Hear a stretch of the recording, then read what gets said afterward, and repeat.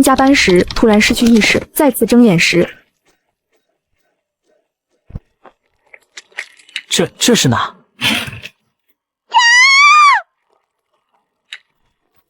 你还愣着干嘛呢？还不把他追回来杀了？不是，我刚不是在公司里加班吗？现在是什么情况？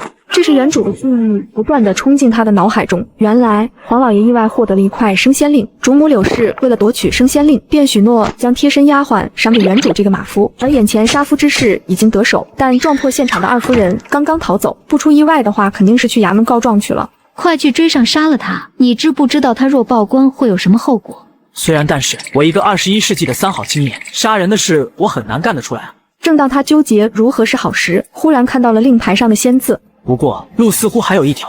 夫人，现在去追也来不及了，请夫人立即随我离开此地吧，再晚怕是走不掉了。废物！柳氏虽然生气，但她明白马夫说的没错。你先去备匹好马，我和小桃去把衣服换了。这沾了血的衣服出去就是火把。李青州凭借着原主的肌肉记忆，策马带着柳氏和丫鬟出府。夫人，城门深夜应该都关了，我们现在去哪？深夜动手，你可别告诉我你没办法出城。走西门，那里的守城官好赌，还欠了我皇府不少钱，他不敢不开门。张麻子，给老娘滚出来！谁呀？大半夜的！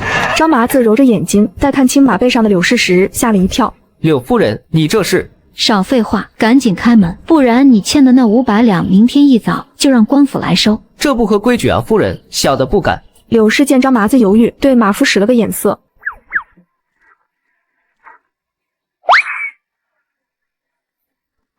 我操！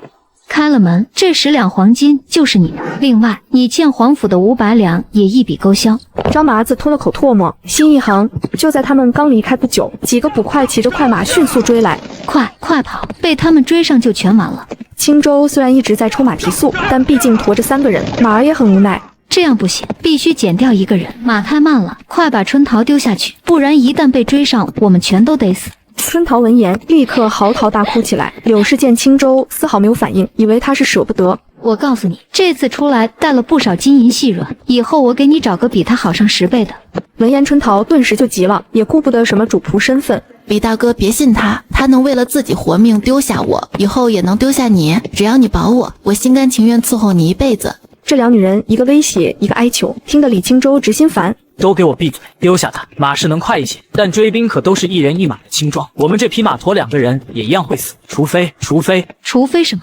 你俩都把嘴巴闭严了，千万别出声。在路过半人高的草丛时，他抱着2人直接跳入了草丛中，直到追兵走远后，众人才敢大口喘气。天这么黑，很难看清马上有没有人，这样至少能争取1个晚上的时间。走吧，夫人，修仙宗门哪个方向？柳氏看了他一眼，眼神中多了一丝戒备。眼下升仙令是我最后的依仗，我若把具体位置说出来的话，他极有可能翻脸抢夺。嗨，先去苍云城，等到了那里再说。根据原主的记忆，这苍云城应该是在国家边境，看来修仙宗门不在这个国家，这女人居然还防着我一手。行吧，你去弄匹马来吧，我们得在海捕文书下达前，尽快赶到苍云城。去哪弄？去偷去抢吗？那样只会更快地暴露行踪。那不然怎么办？青州看了眼漆黑的远山轮廓，稍作思索。官府的通缉令只会贴在城门口和官道一指，我们可以直接翻山越岭过去，虽然速度是慢了点，但绝对安全。也对，只要能活着抵达仙门，吃点苦又算什么？之后他们为了躲避海捕文书，开始翻山越岭的徒步前行。我不行了，又累又饿，我们休息一会吧。那就歇歇吧，我去林子里摘点野果去。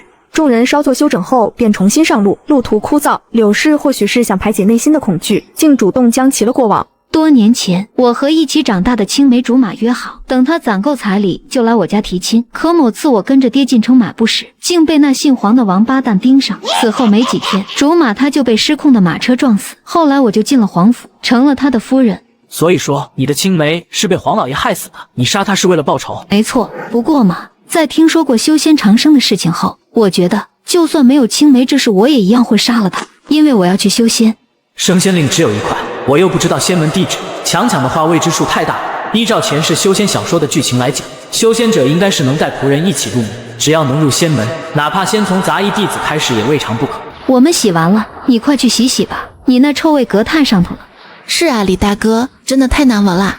之后青州在洗澡的时候突然发现有个闪闪发光的蛋在水里。这闪闪发光的东西是什么？好像是什么动物的蛋，看上去应该不是凡物。青州走去岸边把蛋放好，又回来继续洗。洗完了没有啊？柳氏看着水里这肌肉发达的像是山岩一样的男人，忽然觉得有些口干舌燥。他舔了舔嘴唇，对旁边的春桃使了个眼色。青州不傻，自然明白这意味着什么。升仙令在他手上，我要想去修仙，就必须和他搞好关系。现在把关系搞得更铁一些，保准没坏处。哎，瀑布的水声很大，完美的掩盖了水潭里的一切声音。前面就是苍云城了，我们必须要进城筹备马匹，否则等走到仙门都猴年马月那样。那好吧，不过我们进城前得换个名字，避免叫真名被有心人联想到悬赏令。有道理，那我就叫柳如烟。那我就叫小桃吧。李哥呢？这具身体原本叫李楚，现在也该名归正主，我叫李青州。三人换了名字，算是彻底告别了过去。后来，在他们亲眼见过海捕文书上的画像后，就都把心放进了肚子里。后边的路还有很远很远，我们需要买辆马车和一些远行的物资。在一切筹备妥当后，他们开始了远征。历经1年多的时间，横穿了大大小小10几个国家与部落，繁华的小镇，终于到了。三人来到一处古朴的小店，柳如烟拿出升仙令放到了柜台之上。升仙令这东西可好久没出现过了。按宗门规矩，持令牌者不问来路身份，只要有灵根即可踏上仙途。经过测试，柳如烟是水火土3灵根，可以正式入门了。他看着跟了自己一路的李青州，眼中露出一丝不舍的神情。这剩下的银钱都留给你们，你们就在这里找个地方成婚过安家吧。闻言，小桃脸颊顿时绯红一片，但青州却急了。我也要入仙门，能不能让我继续跟着你做仆从，入门做个杂役弟子啊？在管事允许下，给青州也测了下灵根。4属性杂灵根，资质较差，这位姑娘你也测测吧。好，就当顺带着也给小桃测试时，突然蓝子光芒大盛。我操！竟然是冰雷霜变异灵根，这是万中无一的天骄的资质啊！凭此资质可直接成为外门弟子，宗门定会大力栽培。就这样，柳如烟和小桃成为了外门弟子，青州则以柳如烟的仆从身份入门当了个杂役弟子。青州刚进杂役院，就有2个热情的汉子过来搭话。你是新来的杂役？对的，宗门3年才招一批凡人进来，这还没到时间呢，你怎么这个时候进来了？青州介绍了下自己的姓名和刚刚入门的情况后，2人瞬间变得更加热情了。李哥能这个时间入门，我一猜就知道你肯定有外门弟子做靠山。之后2人为了巴结青州，特意花了20点贡献点请青州吃了顿大餐，并详细讲述了这杂役院的情况。宗门给的贡献点可以换成灵石，然后灵石去黑市再换成银子，1点贡献点就等于1两白银，攒个2、3年就能回家买房娶媳妇了。但是因为管事发布的任务有好有坏，那些任务轻松奖励又高的都轮不到他们干，所以才有的这么顿饭。和青州套近乎，也是想通过他让外门弟子给管事打声招呼，在放任务时行个方便。哎，吃人嘴软啊！青州来到弟子楼舍，柳如烟的门外。夫人，是我。以后别再叫我夫人，要叫柳师姐。青州表明了此次前来的理由，不过如烟瞬间就看穿了他的心思。我看你不是为了那几个酒肉兄弟，是为你自己多挣些贡献点，好尽快去功德堂换修炼功法了。青州被拆穿了心思也不尴尬，坦然地点了点头。不错，还望师姐能帮我这个小忙。等我攒够贡献点换了功法，日后一定报答师姐。拿着，这就是宗门最基础的碧灵基础诀，你拿去好好修炼吧。青州捧着功法，整个人都愣住了。他想过无数种可能，唯独没想到眼前这种情况。那多谢师姐了。怎么，就一句口头的谢谢就够了吗？我操！青州瞬间领会，默默地走进去，关上了房门。记得跟山脚下那群杂役划清界限，等迟几天我贡献点够了，就去买个小院子，到时你就过来跟着我住。我操！青州忽然意识到自己已经彻底成了柳如烟的禁脔，这让他十分抗拒，但考虑到眼下的好处远远大于坏处，他忍了。好的，师姐，我知道了。很快又到了放任务的时间，这次的奖励是400点贡献，可把他们高兴坏了。我就知道李哥的关系肯定没问题。不过我受主子之托另有安排，以后就不能跟你们一起干活了。本以为可以吃香喝辣好几年呢，结果就用了这么一次就要没了。哎，那好吧，李哥保重。青州来到院子角落，拿出柳如烟给他的那本碧灵基础诀开始修炼，但连续折腾了半天都没能成功。杂灵根的资质加上这杂役院灵气极其稀薄，看来需要很久的时间才能入门了。忽然，青州看到了柳如烟的出现在了杂役院门口。院子这么快就买好了吗？看来可以去灵气浓郁一些的外院修炼了。柳师姐来了。为了早点换来院子，有个采药任务需要你去完成一下。青州接过任务预检，我勒个洞，去山崖采个灵草就有300点贡献点，这比杂役任务可香多了。我目前还没有飞行法器，那玄剑锋太陡了，只能让你这个爬山的好手去摘了。任务完成后分你50贡献点。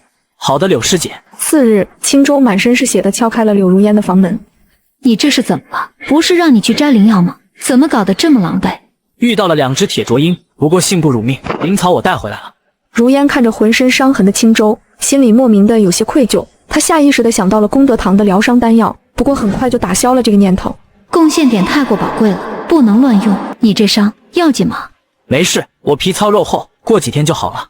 倒也不是他装叉，从原主李楚的记忆里得知，这身体无论受多重的伤，只要不死，睡几天总能痊愈。柳如烟见他自己都这般说了，心里那点过意不去也彻底烟消云散了。我之前听执事说过，小桃作为天骄不是单独分到了一间院子里，为何还要花贡献点再换一间？柳如烟脸色忽然冷了下来，气氛瞬间降至冰点。小桃是小桃，我是我。从踏入碧灵宗的那一刻起，她就已经不是我的丫鬟了。她的院子与我柳如烟何干？青州马上就意识到自己说错话了。他对修仙界的了解与融入的速度还真是有够快的。怎么，你是不是很想念你那小桃了？你要是后悔跟着我了，现在就可以去找她，说不定她能念旧情，让你少奋斗几10年呢。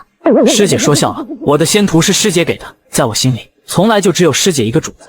哼，算你识相，进屋去吧，等我换了院子回来接你。这屋里还挺像。终于不用再去那脏乱差的杂役宿舍。这边的杂物间以后就是你的房间了，有事随时叫我。好的，师姐。青州进到屋内开始修炼，这里的灵气确实浓郁不少。经过一整天的修炼，他成功迈入了炼气1层。哈哈哈，我的长生之路正式开始了。天天吃饭也是个大问题，浪费不少时间。花些贡献点去换颗辟谷丹吧。这辟谷丹10贡献点1颗，1颗能顶1个月，还真是。草丛里忽然出现的窸窣声瞬间吸引了他的注意，一个生物从草丛里探了出来，通体冒着黑气，后背上还长着一堆肉翼，瞥了李青州一眼后，转瞬就没了踪影。惊出一身冷汗的青州赶忙加快脚步。妖兽，刚刚那肯定是妖兽，我才刚刚踏入炼气1层，得尽快提升修为，增加自保之力。就这样一连修炼了3天，进展缓慢至极。哎，照这速度，到炼气2层最少也得小半年。我作为穿越者，没觉醒系统也就算了，修仙的大机缘也不给来一个，难道我这是无系统无机缘的苦修版本？这里可是如烟师妹的居所。2位师兄找我何事？宗门内最近出现低阶妖兽残害弟子，现需要重点排查近期入门的一切人员，烦请师妹如实汇报近几日的行踪。之后，如烟讲述了平生仙令入门后的所有动作，并信誓旦旦地表示自己绝不是魔门奸细。由于前天晚上杂役院全院被屠，无意生还，惊动了宗门高层，我们也只是例行公事，后续宗门会通知各个长老来对你们进行查验。若长老说你没问题，那便无事了。听到此处，青州犹如晴天霹雳般，整个人都呆住了。若不是柳师姐叫我搬进了小院，我应该已经是个死人了。万幸，万幸啊！好了，我们还要询问其他弟子，告辞。回到屋内，柳如烟像是被抽干了力气一般，瘫坐下来。怎么办？他们刚刚说长老要来查我，万一他们查出升仙令的来历，查到我是杀人夺令的事情，会不会废掉我的修为，逐出宗门啊？我可是背井离乡颠沛流离2年才走到今日。看着如烟惊慌失措的样子，青州冷静分析道：师姐，对宗门长老而言，追查魔宗奸细和过问弟子凡尘往事，你觉得哪个重要？其实我们现在最大的护身符，恰好就是我们这无足轻重的小角色身份。只要不是魔门奸细，以往的凡尘种种，他们才不会在乎。柳如烟被这番话点醒，紧张的身心一下子就彻底放松了下来。你说的对。之后，他慢慢走向门口，将房门关紧。不是吧？又要？这本基础法术要诀是我之前在功德堂兑换的，你拿去好好研究吧。青州看着玉简中10几种攻击、防御等基础法术，眼下保命最要紧，就从这个土壁术学起吧。一旦有个意外，还能防御一下，等待同门支援。经过半天的研习，终于基本入门了。不错不错，这算是有一点点自保之力了吧？之后就又开始不眠不休的苦修。李青州，出来！我刚去外事堂接了个外出挖矿的任务，这任务很适合你。啊！我现在苦修恨不得把1秒钟掰成2半来用，你让我停止修炼去挖半年矿？师姐，我能拒绝吗？不行，你别忘了你仆人的身份。柳如烟似乎感受到了青州的情绪低落，态度稍有缓和。你先看看任务内容。任务所得的奖励分你1半，干不干？分一半就是1000贡献点，还能有额外的灵石提成，回头换成修炼资源可比苦修来的快多了。哈哈，多谢师姐。好好干，把赚到的灵石放进这个储物袋里。青州回到屋内，开始畅想着这1000贡献点和灵石提成怎么花，仿佛他们已经到账了一样。杂役弟子怎么会在这里？采矿需以灵力为引才能开采，你知道吗？启禀执事，弟子是来替柳如烟师姐完成此次任务的，且已入炼期1层。哦，杂役弟子竟然有灵根，倒是少见。上传吧。都听好了，为了防止你们私藏灵石，需要将自己的储物袋上交，领取特制的储物袋来存放采集的灵石。还有，进入矿洞采矿必须租用这里的灵镐，价格在这写得清楚。最次的下品镐3灵石1天，不租灵镐就不许挖矿。可我身上1块灵石都没有啊！执事又继续巴拉巴拉的讲了诸多不准偷盗、不准打斗之类的规则后，便给大家分配了住房。但在青州进屋时，有2个弟子已经先入住了。哟，这不是自诩柳师姐仆人的杂役弟子吗？你去把地扫了，水挑了。自知要身份没身份，要实力没实力，只能十分认真的干着活。逆来顺受吧，谁让咱现在啥也不是呢？赵森和孙浩见他如此认真干活，也就没了戏弄他的心思。排队轮到李青州时，只是收走了他的储物袋。拿着这个，选一把灵镐，交完租金就进矿洞吧。执事大人，弟子身上没有灵石，能否先赊借3块灵石，租用1把下品灵镐？可以，但出来的时候要付双倍，拿去吧。多谢执事。进入矿脉后，青州的舍友过来找他搭讪。李师弟，这里没别的矿脉，咱们3个合作，分头朝不同方向挖，看谁运气好，先找到矿脉就招呼一声，大家一起挖，如何？不错，这是眼下找到矿脉最快的办法了。我们需要你的加入，李师弟。青州果断答应。在正灵石这件大事面前，其余的事情都可以往后放。不过，当他找了处地方下过镐，才彻底明白这下匹灵镐的拉胯程度。我尼玛谋足了劲才敲下来这么一小点，这糟糕的灵镐真的很糟糕。我这边挖到了，快来！一天的时间很快就结束了，他们回到宿舍开始交流今天的收获。李师弟，今天收获怎么样？挖了100块，除去上交的80%和租借灵镐的双倍租金，到手14块。我到手50多块。我听说他们用上品灵镐的有人挖了1000多块，少的也有300-400。我明天打算试试上品灵镐。4日到了进矿采矿的时间，但矿口的执事却迟迟不允许进矿，一直拖到中午。突然有5个执事从矿口内走出，身后还拖着2条巨大的蜈蚣，看他们的样子像是刚刚经历过大战。昨天挖矿结束时，有3个弟子没有出来，我与众执事进去寻人才发现，这里面有半矿妖兽。半矿妖兽，那岂不是发达了？听说有半矿妖兽的地方，下面必有大矿脉，甚至有中品灵石。听到有人说有中品灵石，人群瞬间炸开了锅，纷纷让着要进去挖矿。混账！昨天那3个没出来的弟子就是被这畜生给吃了。说着，他便出手抛开了2只妖兽的身体，里面露出了没有被消化掉的衣物与法器。里面应该还有1只，但我们找了1夜也没找到它的踪迹，所以众高层决定黑石山矿洞暂时关闭，等待上报宗门后等长老决断。一听要不限期停工，弟子们又炸开了锅。执事大人，这妖兽虽然厉害，但是我们这么多人呢，可以自己组队进入，相互照应之下，自保肯定没问题的。对，我们自己组队，我们不怕，我们要挖灵石矿。底下的弟子们立刻七嘴八舌地附和起来。都给闭嘴！突然，一股自欺欺修式的威压笼罩全场，像青州这样修为过于低下的，甚至呼吸都有些困难了起来。我说停工就停工，这是命令，没有丝毫商量的余地，都散了吧。之后的几天，舍友每天都出去喝酒寻乐，而青州每天都在修炼。我突然想到，灵镐是用灵力为引提高灵镐的能力，那么我若用攻击术法里的金刃术将灵镐包裹起来，是否也能将下品灵镐的能力提升？理论可行，回头矿场开启后去实验一下。正当他为自己的聪明大脑沾沾自喜时，突然外面传来了巨大的杂乱声。青州透过门缝发现外面有很多妖兽，赶忙叫醒舍友。赵师兄、孙师兄，快醒醒！出事了，好多妖兽冲进了镇子。被吵醒的2人仅仅瞬间就反应了过来，迅速抓着青州推出了屋子。只见数十条蜈蚣到处横冲直撞，无数凡人在哭喊奔逃，但青州心里却一片疑惑。放眼望去，天上乱糟糟飞着的全是地子，执事居然都不见了。按理说，1名执事回了宗门，剩下的应该还有5名执事才对。执事们都去哪里了？怎么这里全都是外门弟子啊？此话一出，弟子们众说纷纭，其中最有可能的一种说法是，执事们私挖灵矿，意外导致了这些妖兽破矿而出。执事们应该已经全都出事了。执事们的事容后再说吧，眼下怎么办？难道我们就这么看着吗？不行，我们可是修士，怎么可能被几只畜生吓住？他们又不会飞，我们可以用法器远程攻击他们。这话瞬间得到了大多数人的一致赞同，纷纷造出法器开始攻击妖兽，而李清舟只能被赵森急在半空中，眼巴巴地看着。毕竟他手里一件法器也没有。2枚时辰后，终于把所有蜈蚣全部磨死。镇子里侥幸存活下来的人们纷纷站了出来。在看明白情况后，扑通扑通的全都跪倒在地上。谢各位修士，大部分外门弟子的脸上都露出了受用的神情。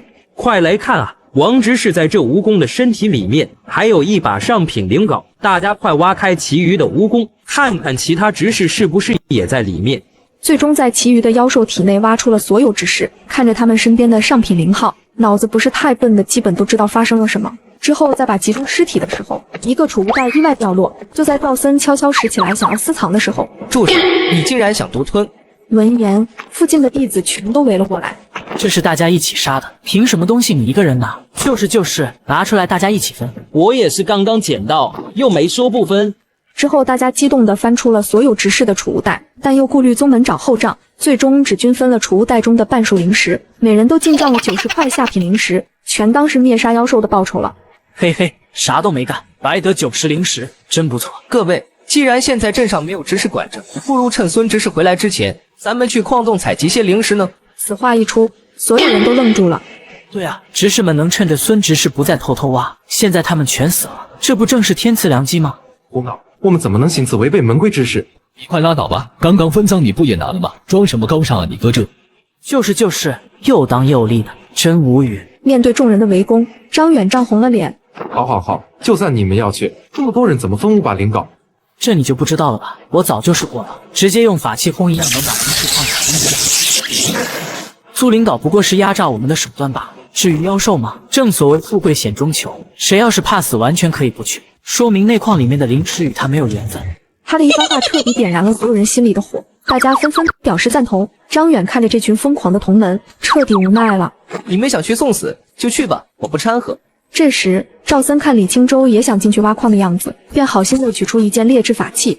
这段时间屋子的杂活一直都是你在收拾，我这里有件一直闲置的法器，便送你吧。说完便头也不回的直奔矿场飞去。青州也赶忙跟上。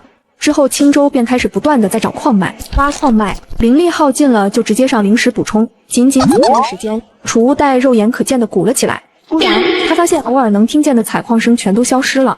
不对啊，这整个矿洞里现在静的心跳声都能听得到，难道又有妖兽出现了？他赶忙施展敛气术隐藏身形，小心翼翼的去四处探查。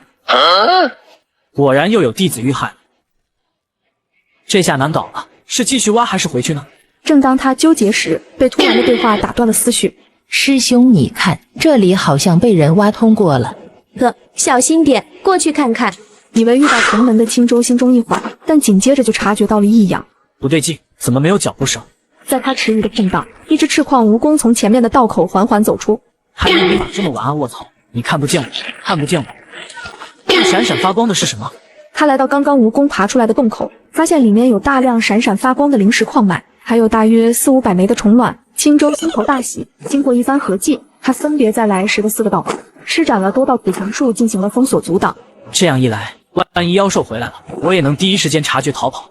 之后他收集了所有的虫卵，给刚捡来的法器附上金刃术，便开始尽可能小声的开采灵矿。不得不说，这好法器倒是好用啊，而且这里灵石的灵气浓郁度也远非先前可比，不知道有没有可能是传言中的中品灵石。将这里的灵石挖出之后，基本也到了孙执事回来的日子。李清舟来到洞口，看到了好多算好时间出来的师兄们，看样子都颇有收获的样子。这次的收获少说也有1万块以上的下品灵石，想来以后的修仙之路必定会顺遂不少。还有那些灵气浓郁的灵石，得找个机会印证下其价值。众弟子纷纷离去，不久后孙执事就带着2个帮手回来了。驻地的执事们呢，都跑哪去？所有弟子听令，全部集合。这群刚刚从矿洞偷挖回来的弟子，个个心虚的不敢跟执事对视。孙执事一番清点后，发现少了7-8个人，心中大感不妙。你们谁能告诉我这几天到底发生了什么事？黑石镇为何如此杂乱？还有我那5个执事都去哪了？3位执事看着弟子们一个个都不吭声，越发的肯定这里出了大事。孙执事的话你们都没听见吗？说话啊！这时，一名叫刘晨的弟子站了出来，他把执事们偷挖灵矿导致妖兽肆虐，然后大家为了拯救民众，齐心斩杀妖兽的事迹绘声绘色地讲了出来，并把缺少的那7位师弟描绘成了斩杀妖兽时牺牲的英雄。孙执事听完这顺理成章的解释，心里凉了半截。他明白这件事宗门追查下来，他这个驻地高级执事绝对难辞其咎。就在大家以为此事被刘晨糊弄过去的时候，马执事突然冷哼了一声：“刘晨，你的口才倒是不错，只是这番说辞未免也太天衣无缝了些。事情越是顺理成章，我反而越觉得里头有鬼。你来说说，当时的情况可像他刚才说的一样？”众人看着被点名的张远，纷纷在心底暗暗叫苦。张远正是在大家提议挖矿时提出反对意见的那个。倘若张远此时脑子一热，大家全得完蛋。启禀马执事，事情就是刘晨说的那样。呵呵，看来这货光嘴上硬气，结果也是偷偷跟着进了矿洞。马执事看出了张远的心虚，筑基实力的威压朝他释放开来。众人看着紧张的直哆嗦的张远，心再一次提到了嗓子眼。此时刘晨忽然主动往前一步：“马执事，您别怪他，前几日的妖兽袭击把他吓坏了，最近一直睡不踏实，您这么突然一问，是又勾起了他心里的恐惧，这才吓得话都说不利索。您若心存疑虑，妖兽的尸首就在东边，您去一看便知。”走去看看。刘师兄，咱们能瞒过他们吗？慌什么？我们这么多人的话就是人证，那几个执事的尸体就是物证，只要都把嘴闭严实点，绝不会有事。3位执事回来后，就让除张远外的其余弟子们先回宿舍了。马师兄，这件事你怎么看？我觉得他们的话不可信。我们刚刚去看了，尸首只有5名执事的，而弟子们口中那战死的7人不知去向。依我看，被妖兽所杀不假，只是这地点肯定不在黑石镇。那马师兄觉得在哪？大成也像5名执事一样，在矿洞里出了事。你说，我说的对不对？张远支支吾吾的半天，一个字也说不出来。别怕，此事若有隐情，你要是能第一个说出来，那便是有功，或可从轻发落。这话成了压垮骆驼的最后一根稻草。张远直接一股脑地详述了所有事情，听得孙策嘴唇都紫了，当即表明要严惩涉事一切人员，吓得张远下子跪到了地上。马执事见事情基本查明，就让张远先回去了。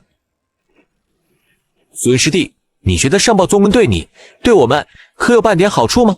他盯着孙策的眼睛，一字一句地分析了起来。入室上报后，一来你要受到重罚，二来那几10个弟子也前途尽毁，三来宗门出了个天大的丑闻，让别的宗门看个大笑话，这怎么看都没任何好处吧？闻言，孙策愣在原地反应了好久。那依你之见？依我看，不如将错就错。我们3人联手以清剿妖兽为名，彻底封锁矿洞，然后狠狠地把灵矿挖上一遍。这么做怕是不妥吧？怎么，王师弟的胆子难道还比不得这些做弟子的大？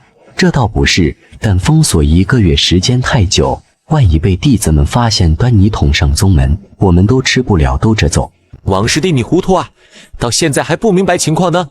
你不拿，我怎么拿？你我都不拿，已经拿了弟子们怎么放心？你我弟子要是都不拿，那还怎么进步？只有我们真的拿了，那些弟子才会踏踏实实的不闹事。这么说吧，我们退一万步讲，就算日后事情败露了，我也有办法拿灵石打点执法堂来解决。闻言，孙策和王执事沉默了许久。孙师兄，马师兄说的不无道理，修仙本就是逆天而行，瞻前顾后的如何能成大事？机不可失啊！最终，孙执事在回想了诸多在宗内的不公待遇后，决定与2人共同谋事。在通知弟子们要在封1个月矿清剿妖兽后，便直奔黑矿山飞去。之后的日子里，李青州除了每日苦修外，就是练习各种法术。把你们召集在此是要通知你们，马执事与王执事在矿洞内失踪了，此事体大，我需即刻返回宗门禀报，你们任何人不得擅自接近矿洞。孙策离开后，又有不少胆大的弟子进了矿洞，而青州这次却并没有参与的打算。我总感觉这个地方要出点什么事，还是躲在屋里安心修炼稳妥些。刚准备离开，一个名叫韩平的弟子忽然上来搭话。谈话间，对方了解到了青州成为杂役弟子的部分曲折经历。我与李师弟的经历颇有几分相像，倒是有缘。我看李师弟好像还不会御剑飞行，这本基础玉器术我已经学得差不多了，便送给李师弟吧。青州喜出望外地接过了韩平的好意，在简单告别后就回宿舍修炼了。这个韩师兄人倒是挺好。好好练习一番，我也就是会飞的人了。哈哈哈。此后几天，青州一直潜心修炼，直到某天夜里，韩平突然找上门来，又与他聊了不少玉器的技巧。真是太感谢韩师兄的指导了。李师弟客气了，我这有一本功法，可以让你的玉器术更上一层楼，不知你感不感兴趣？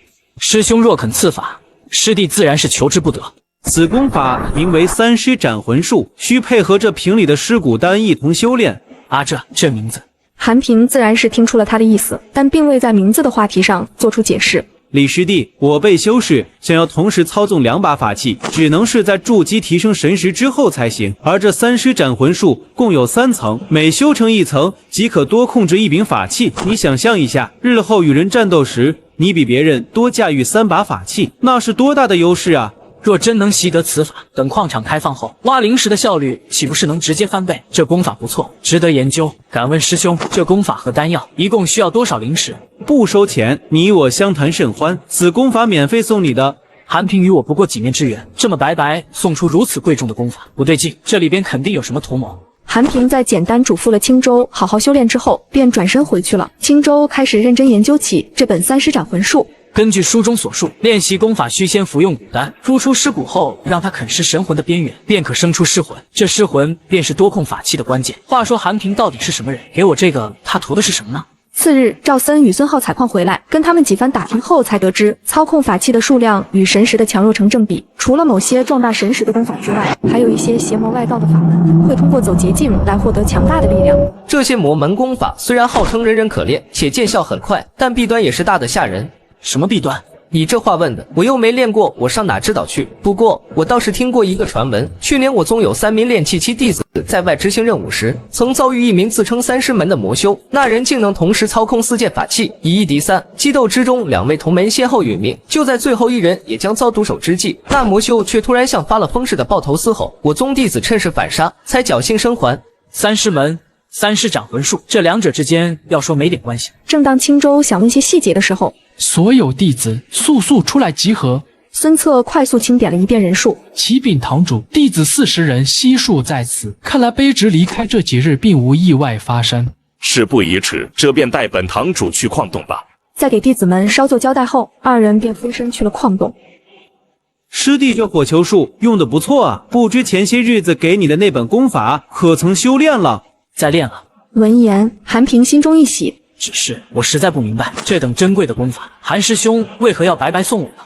之后，韩平侃侃而谈了许多杂灵根弟子们的处境，并抱怨宗门不该把所有资源都给天资卓绝的弟子。直到他发现了这三尸斩魂术，他坚信这就是杂灵根弟子的捷径。师弟，此术法修炼出来的尸魂，不光能增加你的玉器数量，它还有修炼功法之能。只要将其修炼到第3层，3个尸魂共修，你的修炼速度就会翻4倍。4倍啊！这意味着别人破境要100年的，你只需25年，你明白吗？这番话的诱惑力，犹如一双无形的大手，猛地攥住了青州的心脏。既然你已经修炼此法，从今天起，李青州，你便是我圣门的一员了。原来在这等着我了。走吧，我带你叫上孙浩和赵森，去圣门议事处转转。他俩也已经入坑了。卧槽，什么时候的事？不知几位是想玩牌九还是投子？不玩那些俗的，就玩三魂归位。见过圣使大人，我已将功法传授给这位新人李青州，他便是我带来的第3人。做得不错，你为圣门吸纳了3位新人，照规矩这瓶白菜丹便奖励给你了。李青州，你对圣门可有了解吗？圣使大人，我才初入仙门，不必紧张。我圣门在修仙界其实还有个名字，叫三师门。那个召唤4柄法器，最后自己疯掉的魔修就是此。对上，全对上。圣使看着呆愣不动的青州，以为他被三师门的威名给吓到了。从今起，你就是我圣门的外门弟子了，这是给你的入门礼。青州看着储物袋，陷入纠结。接下的话，这魔门奸细的身份算是认下，可若是不接，估计当场就会给我摁死在这里。多谢圣使，弟子一定为圣门尽心尽力。好了，既已同为圣门，有些隐秘之事也该告知你们了。这三尸斩魂术炼出的尸魂非常不稳定，需要靠尸蛊虫的镇压才能控制住，否则会有吞噬自身神魂的风险。不过，这每只尸蛊虫在体内只有1月寿元，所以要每月定时补充。而这尸蛊丹嘛，你那储物袋里就有9克。听这意思，吃了不就等于绑死在魔门了吗？哼哼，幸好老子还没吃没练。就在青州以为顺利过关的时候，圣使突然以避免正道混入为由要查看尸骸，青州瞬间懵逼。不是，入门里都发了，你才想起检查？青州惊慌之下，下意识地后退了小半步，使得圣使眉头微皱。看来你有问题的可能性不小啊！不，圣使大人误会了，弟子只是担心检查会不会有危险，万一因检查导致神魂受损，弟子会不会变成疯子？圣使微微一愣，随即释然。哈哈哈，原来是个胆小谨慎的家伙啊！放心吧，不会有任何害处的。说话间，圣使直接将手指点在了他的眉心。青州强忍不安，头脑飞速地思考着如何保命。奇怪，寻常的尸骨虫都是圆滚滚的，你这条却跟条蛇似的，难道是意外变异？罢了，反正它只有1个月寿元，无所谓了。怎么，竟然有条小蛇？震惊之余，他忽然想到多年前带着柳烟跟小桃曾经误入一片沙漠时，3人分食了那枚7彩蛋的蛋液。当时他曾看到有条迷你版小蛇咬了他一口，但下一秒当他惊恐地检查伤口时，却什么都没发现。现在看来，那不是幻觉，那是我穿越修仙界的金手指了，哈哈哈。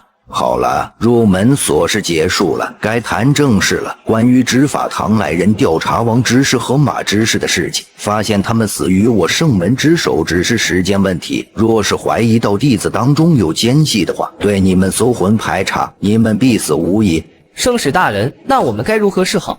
慌什么？圣门准备先下手为强，为圣门夺取整个灵矿。这几天我会在矿山布下限制修为的阵法，等那执法堂之人探查归来，召集弟子问话的时候，我们将其一网打尽。另外，为了长远考虑，你们当中须有一人不能暴露，我会在战斗中故意放走他，好让他继续潜伏下去。你们谁愿接下这个任务？圣使看着沉默的4人，略显不悦。正当他想要选韩平接下此任务时，青州站了出来。之后，圣使再给了他一个装着些许资源的储物袋后，便结束了此次会话。青州回到宿舍后，开始整理新收到的储物袋中的东西。最先发现的是200灵石和一件可贴身穿戴的中品法器——尸皮软甲。据预简介绍，该软甲可在受到攻击时自主释放护体罡气，别的对青州而言就都没啥大用了。尤其是那些修行功法和弹药，介绍里全是些多好多牛的信息，负面效果却鲜少提及。难怪魔门能吸引到人，全是蛊惑人心的套路。之后，青州收敛心神，开始进入修行状态，但脑袋里突然的一阵剧痛，到头缓了好久，疼痛才散去。他以为是最近事情太多，心神消耗太大导致的，便没太在意。所有弟子出来集合。就在执法堂堂主燕玄风刚刚宣布要细查魔门间隙的时候，别找了，我就是你要找的魔门奸细。我自从投入圣门后，修为飞涨，修为更是一跃迈进了炼气9层，并且能同时操作3柄法器。各位师兄师弟们，不如一起加入圣门，同享大道。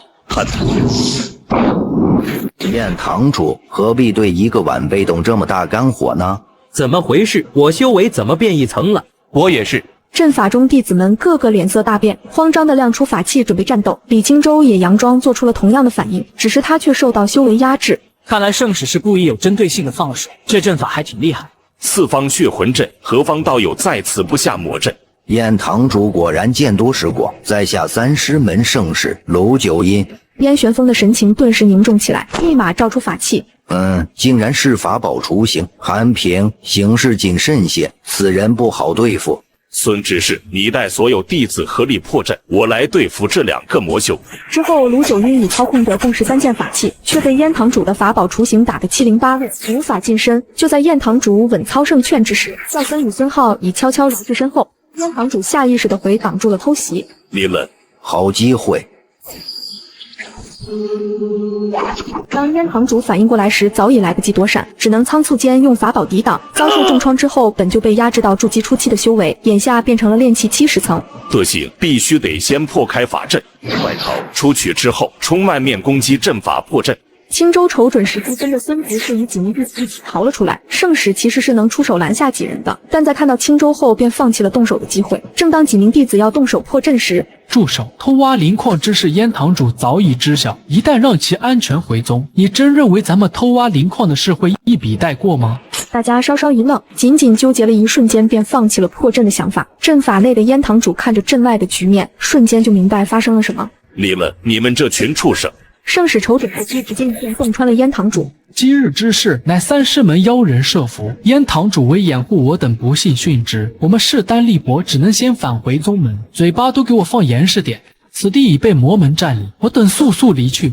众人把路上碰好的说辞统一口径做了汇报。行了，孙师弟，你带他们下去吧。黑石矿的事本座自会处置。是，弟子告退。你觉得那个叫李果的杂役弟子如何？回堂主，此人不过4灵根的炼气一层而已，貌似没什么特别之处吧。近百年来，我宗被拔出的魔门奸细里，绝大部分都是经诱惑，主动投靠魔门的4灵根外门弟子。那既有嫌疑，何不直接搜魂检查一番？魂长，我们是正道宗门，行事要有法度。据我对三师门有些了解，你去监视他9个月即可。是。众人来到外事堂，在等外事堂堂主的裁定任务奖励是否发放时，青州突然头痛欲裂起来。李师弟，你怎么了？是不是之前被魔修打伤了？孙直是下意识地用神识扫过青州的身体。别瞎猜，他身上压根没伤。我倒是见过一个也经常头痛的师兄，后来他去丹堂找长老检查了一下，说是天生神魂有缺，神魂上头有个裂缝，因为承受不住修为增长而经常头痛，最后没法办，离开宗门当凡人去了。青州待头疼缓过去后，十分紧张地看着刘晨。刘师兄，你可别吓我，难道我神魂也是有裂缝吗？哎呀，我也就是突然想到才这么一说。你这样，要是实在不放心的话，你就去丹堂换个号称治百病的疗圣丹试试，若是他能把头疼治好，那就肯定不是神魂的事了。啊，那玩意我记得要100点贡献，我没这么多贡献可咋办啊？等会采矿奖励一发不就够了吗？别着急。此时一名执事面带歉意的走了过来，宣布此次任务被迫中断，无功无过。众人一番抱怨后，最终看在自己偷挖灵石的份上，便都没都在追究什么了。随后李青州便跟着刘晨前往杂役院，准备用灵石换些贡献点来用。路上刘晨还讲述了他进入仙门的经历。原来刘晨原本是个到处骗吃骗喝的云游方士，某天路过一户被狐妖纠缠的人家，刘晨一听来活了，便毛遂自荐想骗点钱花花。结果他不仅没伤到狐妖，反而失手打翻了烛台，引燃了床幔，活活烧死了虚弱无比的女主人。之后刘晨为了躲避官府追捕，亡命天涯时意外碰上碧云宗开山收徒，这才误打误撞的入了仙门。我勒个豆，这也行？那后来呢？刘师兄，你修为有成了，有没有回去灭了那只狐妖啊？刘晨摇了摇头，脸上露出一丝嘲讽，又带有些许释然的笑容。后来我想明白了，要不是那只狐妖，要不是我失手害死了那个女人，我现在仍然是凡俗里的那个骗子，每天为了些3碎银两糊口呢。所以呀，对我来说，那狐妖就是我仙缘的一部分。至于是否杀他，李师弟啊，仙路漫漫，哪有功夫回头看那些陈芝麻烂谷子的事。之后二人越聊越投机，李青州趁机问起刘晨换贡献点的目的。我打算换够1万贡献点，去功德堂多兑换些下品聚气丹，此丹药能提高1-2成的修炼速度。那中品或者上品的聚气丹呢？那些功德堂没有，只能去方士找炼丹师购买。谈话间，二人来到了杂役院。快看，是外门师兄换贡献嘛？我这有200，换我的，我攒了300，我这有500，换我的，换我的。好了，丹药已到手，我这就回去闭关了。有缘再见了，李师弟。祝刘师兄修为大进。师兄，请帮我换30瓶聚气丹。多少？30瓶？你可只乃需要9000点贡献。当然，有什么问题吗？们只是一次换这么大量的不多见。这小子虽是杂役打扮，但出手如此阔绰，想来定是个身怀机缘的家伙。在交易完丹药后，我叫简生，钱财的钱，高升的升。我看师弟出手不凡，想来不是池中之物。下个月15有一场师兄弟们组织的小交易会，不知道你可有兴趣？多谢师兄看得起，不知这小交易会该如何参加？这是信物，背面有地址，道士凭此物便可直接入场。青州接过木牌，再次谢过前身后，转身来到了丹堂，想打听下疗圣丹的事情。站住！距离丹堂对外开放日还有10天，现在不得入内。开放日竟还有这种说法？废话，我们丹堂的丹师需每日专心炼丹，哪有功夫天天应付你们？师兄，我身上患有顽疾，急需1颗疗圣丹救命，还请师兄行个方便。我不管你顽疾不顽疾，规矩就是规矩。正当青州不知所措的时候，一道窈窕女修的身影突然吸引了他的注意。小桃师妹，你快进去吧，丹英子马上就要开始炼丹了。你是小桃？李青州，你怎么会在这？小桃师妹，你认识此人？是以前在凡俗时认识的一个人。青州听到这简单的介绍，心里有点不是滋味，但眼下求人办事要紧，青州飞快地讲了下自己的情况。小桃，我这头疼症状真的急需一颗疗圣丹，能不能请你帮我这个忙？小桃沉默了片刻，似是念及以前的旧情。那你在这儿等我一下吧。一炷香后，小桃把疗圣丹交给了李清舟，并拒绝了正要拿出的零食。这丹药全当还清了你在凡俗时对我的那些情分，从今往后我们两不相欠。还有，我是外门弟子，你是杂役，你应该称我一声师姐。是，小桃师姐。青州看着小桃这样既熟悉又陌生的脸，突然想到了什么。小桃师姐，你入宗后去见过柳如烟师姐吗？凡俗过往的身份早已经跟我没了关系，没什么见与不见的。你也一样，我劝你早点离开他吧。说完便头也不回的进入了丹堂。青州无语的摇了摇头，这下总该不会再头痛了。嘿嘿，师姐，我回来了。你怎么现在回来了？采矿任务不是半年吗？这才过去3个月啊！别提了，这任务做的差点，我人都回不来了。先让我进屋喝口水，再跟你慢慢说。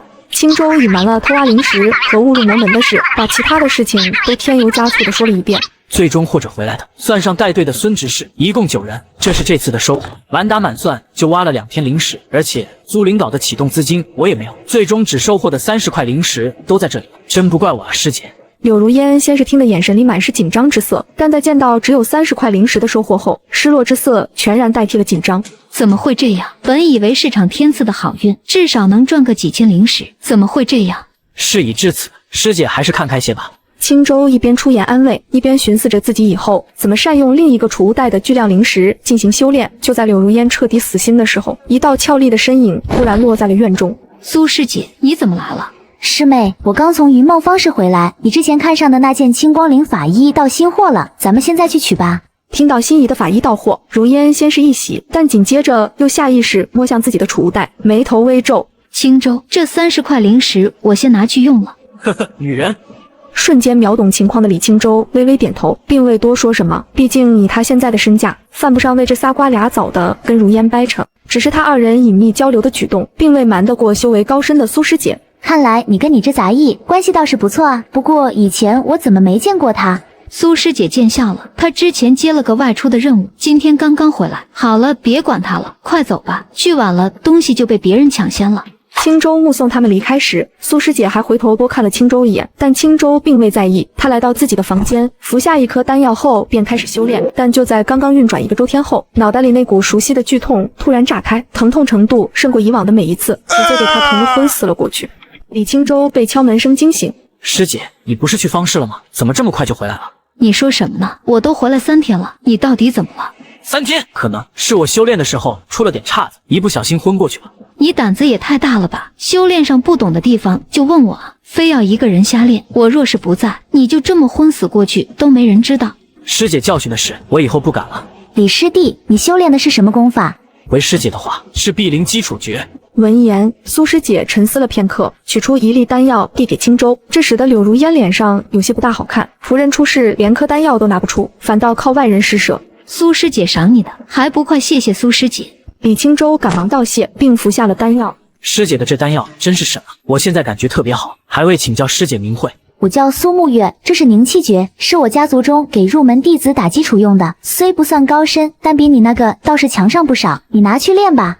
李青州赶忙伸手接过，这又是送丹药，又是送功法的，这苏沐月到底是什么路数？一旁的柳如烟心中警铃大作，她赶忙借宗门任务为由将其拉走了。奇怪了，疗圣丹没用，这清心丹却效果拔群，难道真的是那神魂裂缝？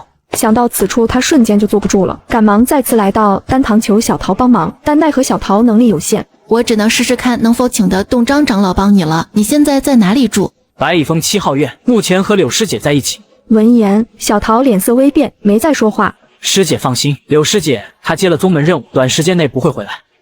你回去等消息吧。张长老，这就是前几日与您说过的，可能有神魂缺陷的李青州。你的头痛情况，小桃跟我讲过了。过来吧，我帮你检查1、2。果然与老夫所料一样，你这不是神魂的问题，而是在你的识海里寄生了一条紫腐灵虫。不过老夫所知的典籍残缺不全，未曾记载你这石府中的这只小蛇。听到小蛇2字，青州的脑子瞬间嗡的一声。他因为腹中饥饿，寻不到灵运冲击，故而啃食你的神魂，使得你头痛欲裂。那条七彩小蛇，不是，它不应该是我的金手指吗？这么快就叛变了吗？还请长老大发慈悲，出手为弟子驱除此虫。此虫已与你共生多年，早已融为一体，强行去除你必死无疑。其实倒是有种名为御灵术解的功法，可以解决你的问题，但需要筑基后才能修炼。可你这4灵根的资质，筑基太难了。这时，一旁的小桃在思索过后，忽然想到了什么。既然是因为灵虫饥饿才导致的，那是否可以通过喂食灵运来解决呢？理论上可行，但含有灵运的丹药需由高阶炼丹师以含有灵运的奇珍异草炼制，每一颗丹药都价值不菲。这种拿钱买命的方法，他一个外门弟子又能维持多久呢？对了，丹药苏沐月的清心丹。之后，青州在长老口中得知，清心丹价值301枚，首次服用应当能安抚灵虫20天，之后便离开了。当年在沙漠里，那枚彩蛋是我砸开的，要不是我，你也不会弄成今天这样。当年不砸开那蛋，咱仨早死在沙漠里了，不怪你。不，你若因此而死，我道心必将蒙尘，生出心魔。搞得这么冠冕堂皇，是要闹哪样啊？这是，那你有什么好办法吗？你给我一点时间，让我想想。青州不置可否的点了点头。好吧，那有劳师姐费心了。青州回到房间后，强大声誉让使得他迅速梳理出了当下牌面的最优解。为保子府灵虫，别吃我神魂。现有灵石大约能撑近2年。修炼3师掌魂术，利用其4倍修炼速度，玩命筑基，之后再搞来御灵术解，控制灵虫，至此性命无忧。至于2年内筑基有没有可能？边走边看吧。我特马德也是实在是没辙。打定主意后，他翻开了3师掌魂术。第一步是先吃蛊丹，等3天后蛊虫出现。第二步是驱使蛊虫啃食一点点神魂。居然能通过蛊虫查看内景，还挺神奇。快去吃我的神魂吧，吃一点够运化分魂修炼就行了，可别多吃。正当蛊虫蠕动到神魂边角，青州要下令开垦的时候，和蛊虫的联系突然就断了。我操，这什么情况？就在他怎么也联系不上蛊虫，准备再吃一颗蛊丹时，李青州开门。师姐回来了，有什么事吗？就是那个苏师姐给你的凝气诀，能不能借我看看？师姐要这功法做什么？柳如烟的脸瞬间微微一红。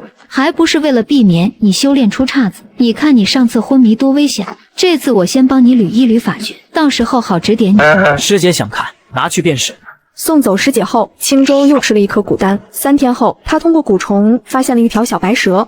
好啊，让我头痛欲裂的家伙就是你了。在青州发现小蛇的同时，小蛇也发现了入侵他领地的蛊虫。青州只觉眼前一黑，一股从心底泛出的凉意直冲天灵盖。这货竟然吃蛊虫，完了，这下3师斩魂术也练不成了，这路算是被他堵死了。等等，他吃蛊虫，哈哈哈，他可以吃蛊虫。反应过来的李青州立刻意识到，买清心丹的钱可以省下了。韩平开始时给了3个，圣石给的储物袋里有9颗，现在还剩正好10颗。之后的事情就是等待，用下次头痛发作的时间来验算蛊丹能顶多久。青州在里头吗？之前说3天后交流功法心得，我来了。其实那就是客套一下。之后，柳如烟把他带去了自己的房间里，并认真的教授了一些修炼心得。然后一不小心，深入交流的过于深入了。整理好衣衫的青州刚准备离开，等等，别走，我还有话要跟你说。师姐昨晚还没说够。柳如烟脸一红，急忙穿好了衣服。是正事，苏家最近在招募一批炼气期修士的门客，听说每月都能领到丰富的丹药和灵石，远远高于宗门给的资源。我想让你去，然后你领取的资源分我一半。师姐，我入门是为了修炼，你怎么总想着要我在外奔波呢？你就不能为我的道途考虑一下吗？闻言，柳如烟先是一愣，在确定青州坚决不肯去之后，火气一下子就上来了。你不要忘了是谁给你带进仙门，是谁给了你修炼功法。你一个杂役，没我帮你，你现在还在杂役院当凡人。现在给你找了条能赚大把修炼资源的路子，你倒还不乐意了？你还不管怎么样，我是不会去的，请师姐不要再说了。为此，二人发生了激烈的争执，闹得十分不愉快。之后的时间，青州开始了不间断的苦修，日子一天天过去，但修为进展却很不理想。这样下去也不是个办法。对了，上次前生师兄说的那小交易会，算算日子，应该就在这1-2天了，去看看吧。青州来到功德堂，却发现今天不是前生师兄当值。在他转身准备直接去交易会地点的时候，忽然被一旁的外门弟子的服装吸引了目光。师兄，这外门弟子的衣服我能兑换？你换这玩意干嘛？不过倒也能换，300贡献点1件，需要我就给你拿。我是杂役弟子，也能换吗？宗门的规矩是功德堂里有的，只要你贡献点够就能换。嘿嘿，那给我来一件。我在宗门10几年了，拿那么多贡献换件衣服的杂役弟子，你还是头一个。青州当场把衣服换好后，便径直离开了宗门。果然如堂主所料，你这个魔门奸细终于要有动作了。300年隐忍，300年装傻，300年被人当狗。今日执法堂要我的命，那我李青州就从今日起不再装了。从今往后，我偏要以杂役之身踏平这执法堂，让那赵老狗跪在我面前叫爷。李青州，下界皇府马夫，飞升仙界300年，体内有子府灵虫日夜噬魂，他装了300年废物，忍了300年欺凌。而今天执法堂赵堂主终于忍不住了，派他去幽魂谷送死。那幽魂谷正是300年前魔门覆灭之地。既是如此，那他李青州就去这幽魂谷走一遭，看看那赵老狗给他准备了什么大礼。山主，李杂役这么早去哪儿？打水。哼，打水？今天你打不了水了。咱们赵堂主有令，命你去幽魂谷采集幽冥草。我是杂役，不接外门任务。不接？赵堂主特批的，你敢抗命？幽魂谷，300年前魔门覆灭之地，据说里面盘踞着无数冤魂。赵堂主为何要害我？因为你身上有魔门的气息。赵堂主说了，多欲反抗，就地格杀。周师兄，跟他废什么话？令牌扔给他，不去就抓人。日落之前必须到幽魂谷，否则按叛逃罪论处。叛逃罪，这是要我命，可我不去，现在就得死。赵堂主，你想玩，我陪你玩。李青州，我听说赵堂主要你去幽魂谷。你怎么知道？整个杂役院都传遍了，都说你死定了。那你来干什么？这是我攒的零食，20块，你拿着，说不定能买条命。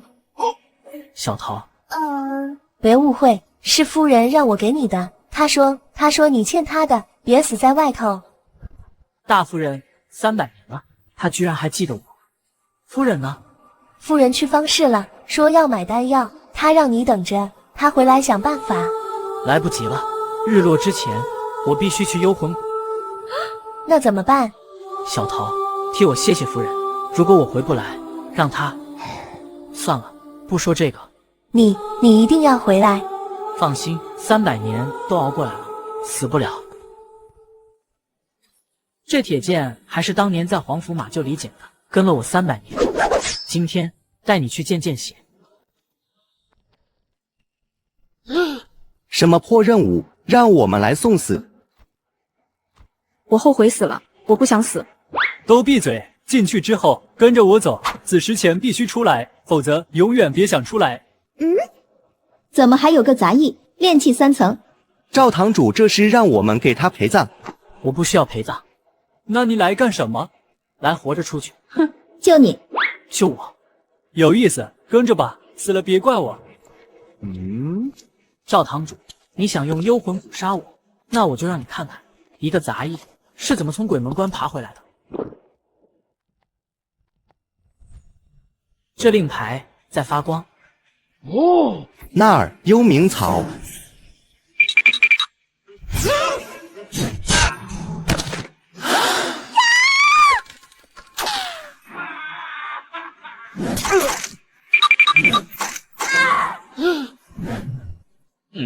他为什么不追我？是这令牌，我的令牌不一样。李青州，救我！别动！你为什么没事？因为我还没死。那令牌我看到了，你的令牌在发光，鬼魂怕它。我知道。赵堂主想用我们喂鬼，然后炼化鬼魂，提升修为。练鬼？这赵老狗还真是什么都敢干。你在这儿等着，天亮就没事了。你去哪儿？去谷底。既然他设了局，我得去见见设局的人。你疯了，谷底肯定有更厉害的东西。那就让他来。山谷最深处竟有一座古老的石质祭坛，坛上刻满诡异符文，周围散落着白骨。祭坛中央站着一个黑衣人，背对着他。赵堂主，赵堂主，那个废物也配来这里？你是谁？我是谁不重要，重要的是你体内有子府灵虫。他怎么知道？300年了，终于让我找到了母虫的气息，我不会认错。你到底是谁？我是这幽魂谷真正的主人，也是300年前魔门的圣子。魔门圣子？那赵堂主想用你们喂鬼，却不知道这谷里的鬼都是我养的。他以为他在算计你，其实他在给我送菜。反转了，赵堂主想害我，却不知道背后还有更大的雨。小子，你体内有母虫，跟我走，我可以让你变强，让那些欺负你的人都跪在你面前。跟你走，然后变成你的傀儡。哼，你不愿意。我装了300年废物，不是为了给别人当狗。好，有骨气。那我今天就先收了母虫，再收你的魂。300年了，母虫终于回到我手里。想要母虫，先问问我手里的剑。区区炼气3层，也敢在我面前拔剑？李青州本以为只是对付赵堂主，却不想幽魂谷底竟藏着300年前的魔门圣子。无数鬼魂蜂拥而至，他一个炼气3层，如何抵挡？而此刻，远在方士的柳如烟正在拼命往回赶，他能来得及吗？小子，最后一次机会，交出母虫，我放你一条生路。我说了，母虫是我的。你的，那是我魔门圣物，当年被那贱人偷走，害得魔门覆灭。300年了，我在这鬼地方守了300年，就是为了等他回来。贱人？他说的是大夫人。你说的贱人是柳如烟。你认识他？他是我救主。哈哈哈，好啊，那贱人的仆人带着母虫送上门来，老天有眼。来得好。蠢货，鬼魂是虚体，普通兵器伤不了他们。300年了，比这更疼的我都受过，这点伤算不了什么。小子，认命吧，交出母虫，少吃点苦头。认命？我装了300年废物，就是为了不认命。这是300年，我除了装废物，还练了300年丹。这剑上涂的是克制阴魂的破煞伞。破煞伞？你一个杂役，怎么会练这种东西？炼丹术，我自己琢磨的。有点意思，但你以为这点小把戏就能对付我？这是我练了300年的鬼将，每一个都有筑基期的实力。小子，你能对付几个？筑基期的鬼将10个，我完了。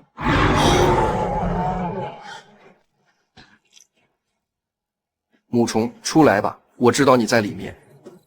别出去！母虫，你忘了谁是你真正的主人吧？300年前是我把你养大的。完了，这次真的要完了。谁？300年不见，力无伤，你还是这么不要脸。大夫人，柳如烟，你终于来了。我来取你的命。哈哈哈！你一个元婴初期，敢在我元婴后期面前说这种话？试试看。大夫人，别说话，待着别动。大夫人，他真的来了。300年不见，你倒是长进了。300年，我每天都在想着怎么杀你。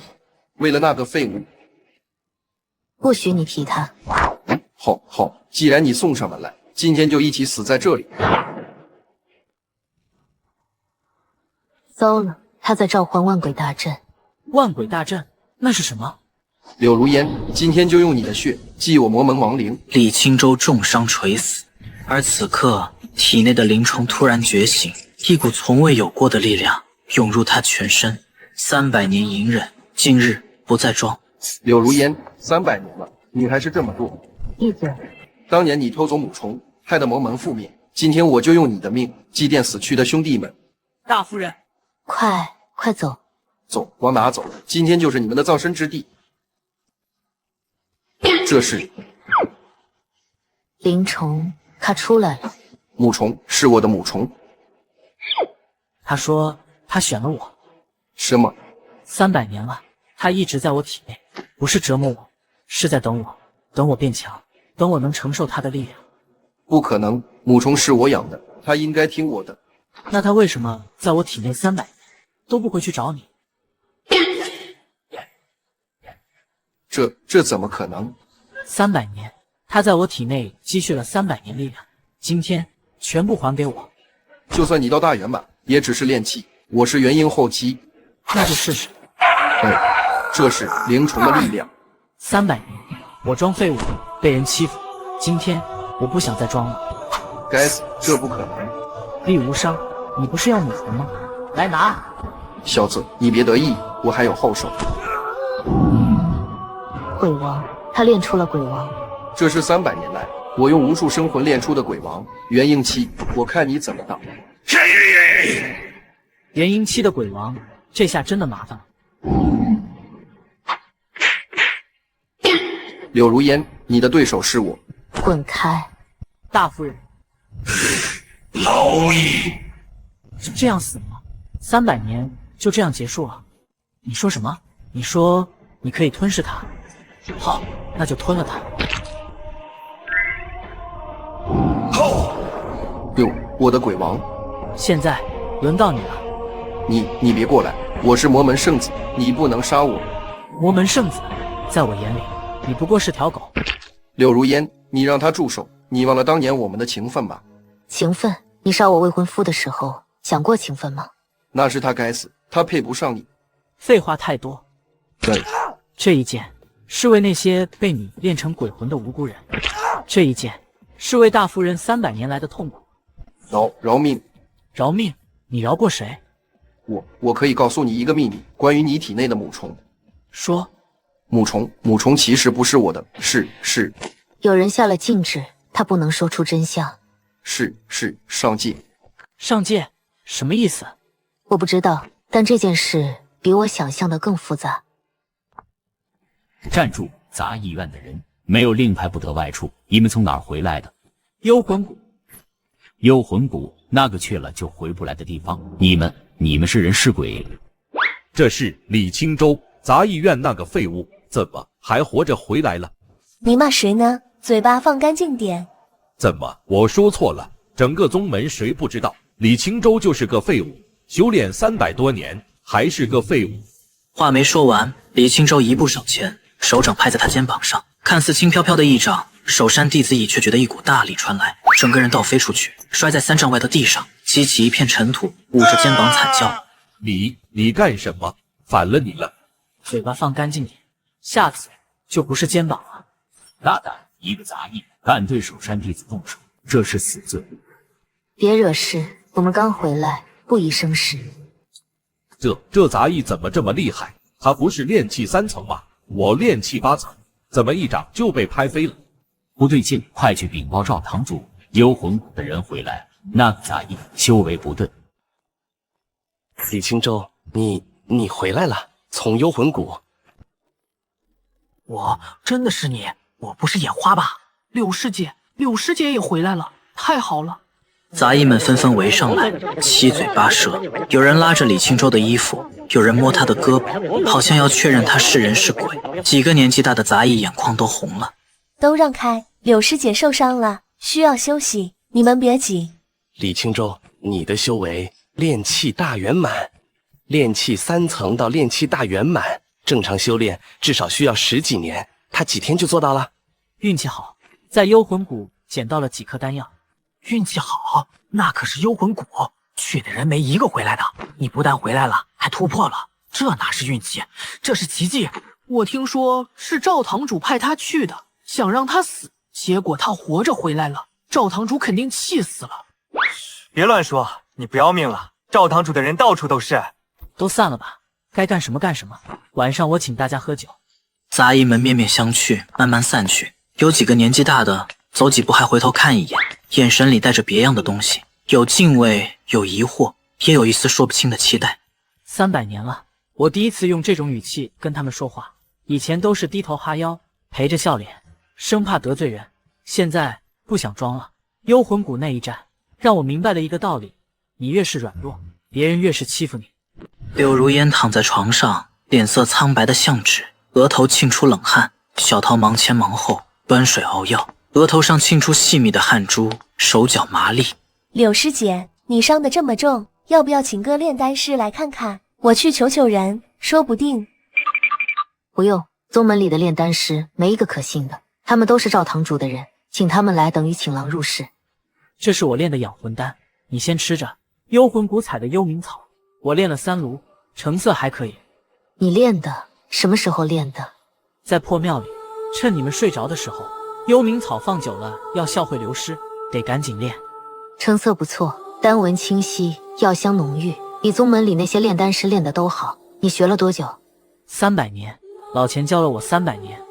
老钱是不是左眼有块疤，个子不高，总是佝偻着背，走路一瘸一拐？你怎么知道？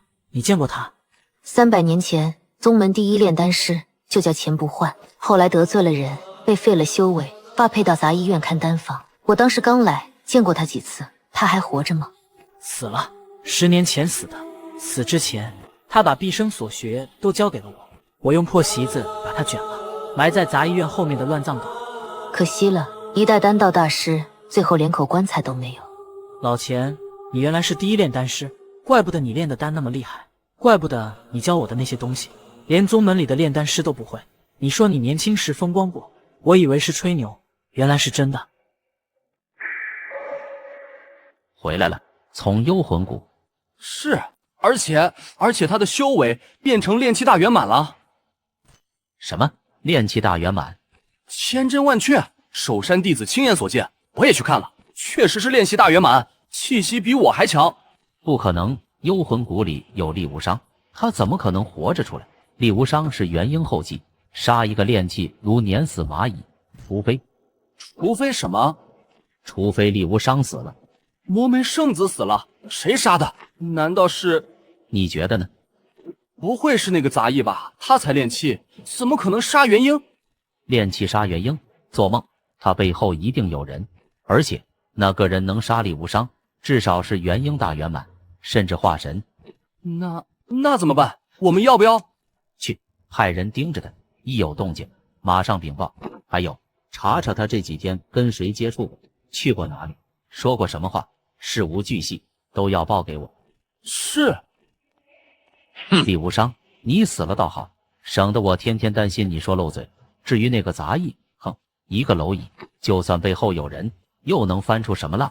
我背后也有人。李清舟盘膝坐在床上，闭着眼睛，内视丹田，丹田里一只金色的小虫蜷缩着，周身散发着柔和的光。他似乎感应到李清舟的目光，轻轻动了动，发出一声低低的鸣叫，像婴儿的呢喃。林虫，你到底是什么？为什么要选我？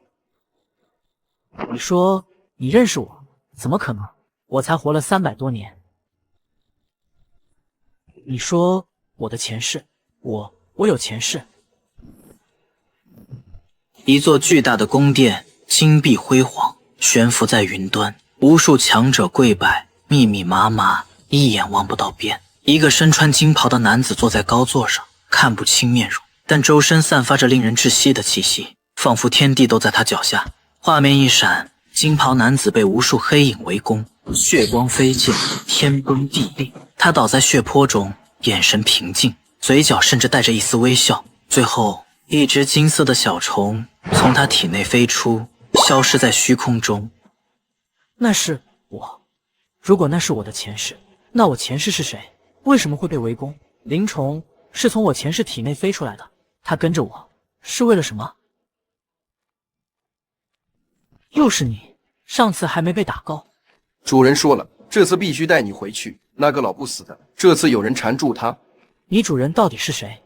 见了就知道了，不过你可能没机会见了。他比上次更强了。上次他隐藏了实力，还是说他吃了什么丹药？上次有柳如烟和那个老不死的救你，这次他们一个重伤，一个被缠住，我看谁能救你。住手！是，这里是杂医院，不是你们打打杀杀的地方。要打，去外面打。一个杂役也敢管闲事？你知道我是谁的人吗？老朽活了快1000年了，什么闲事都管。至于你是谁的人，老朽不在乎。1000年，吹什么牛？一个杂役能活1000年，你以为你是化神期？不信，那试试。前辈，小子，你体内那东西藏好，别让人发现了，下次不一定有这么好的运气。前辈知道这是什么？知道，但不能说，说了你我都要死，而且死得很惨。那前辈是？老朽就是个扫地的，你记住，今晚的事别说出去。还有那个柳如烟，让她别乱跑，她当年的事没那么简单。那丫头之前有个相好的，死的也不简单。扫地的，一个扫地的，能一招打飞金丹期，他到底是谁？他说的他当年的事又是什么？这杂役院到底藏着多少秘密？昨晚的事我听说了。那个黑衣人又来了。不是小桃告诉我的，是那个扫地的。他来找你了？天没亮的时候他来了，他跟我说了一些话。他说什么？他说让我小心，有人要找我算300年前的账，还说我竹马的死另有隐情。300年前，就是你青梅竹马死的时候。那天的事我一直想不明白，他明明那么强，怎么会突然死了？我赶到的时候，只看到他倒在血泊里，凶手已经跑了。那个扫地的是谁？你知道吗？知道，但我不敢说。为什么？因为说出来会死很多人，包括你，包括我。会死很多人？那个扫地的一招打飞金丹期，他的身份一定不简单。可他为什么要帮我们？他跟柳如烟的竹马又是什么关系？前辈来了，比我想象的晚。前辈知道我会来，你不好奇才怪。昨晚那事换谁都得好奇，何况我猜你还有别的事想问。前辈到底是谁？老朽说了，就是个扫地的，扫了800年地了。那昨晚那个黑衣人跑了，一时半会儿不敢再来。那一扫帚够他养3个月的伤，他体内经脉断了一半，没个3年5载好不了。前辈为什么要救我？因为你像一个人。像谁？像老朽的师傅。师傅？1000年前，老朽还是个小修士的时候，师傅就是这样，什么都不在乎，什么都藏在心里，明明很强，却装得像个废物。最后他死了。前辈的师傅是怎么死的？被人害死的，跟你现在一样，体内也有个东西，那东西叫母虫。前辈知道母虫？知道，老朽不仅知道，还亲眼见过。那是我师傅的宝贝，后来被人抢走了。被谁？不能说，说了你活不过明天。老朽也不能说，说了老朽也活不成。又是不能说，到底有什么秘密，让这些人都不敢说？母虫到底是什么来历？为什么在我体内？怎么回事？谁把你伤成这样？杂役院有个老头，一招就把我打飞了，我体内经脉断了一半。老头？什么老头？长什么样？扫地的，穿着杂役的衣服，头发全白，驼背，拿着一把破扫帚。扫地的，是不是头发全白，驼背，拿着扫帚，看起来像个普通老头，但眼神特别亮？对，就是他。完了，他怎么还活着？他怎么会在这里？堂主，那人是谁？他什么修为？我怎么完全无法反抗？别问了，你回去告诉你主人，这件事我办不了。那个老头还活着，谁动那个杂役，谁死。你主人要是不信，让他自己来。什么？主人会生气的。生气也比送死强。你回去原话告诉他，他知道那老头是谁。你怎么了？你说有人来了？他推开门冲出去，院子里空无一人，只有风吹过枯叶的声音沙沙作响，月光洒在地上，像铺了一层霜。没人？难道灵虫感觉错了？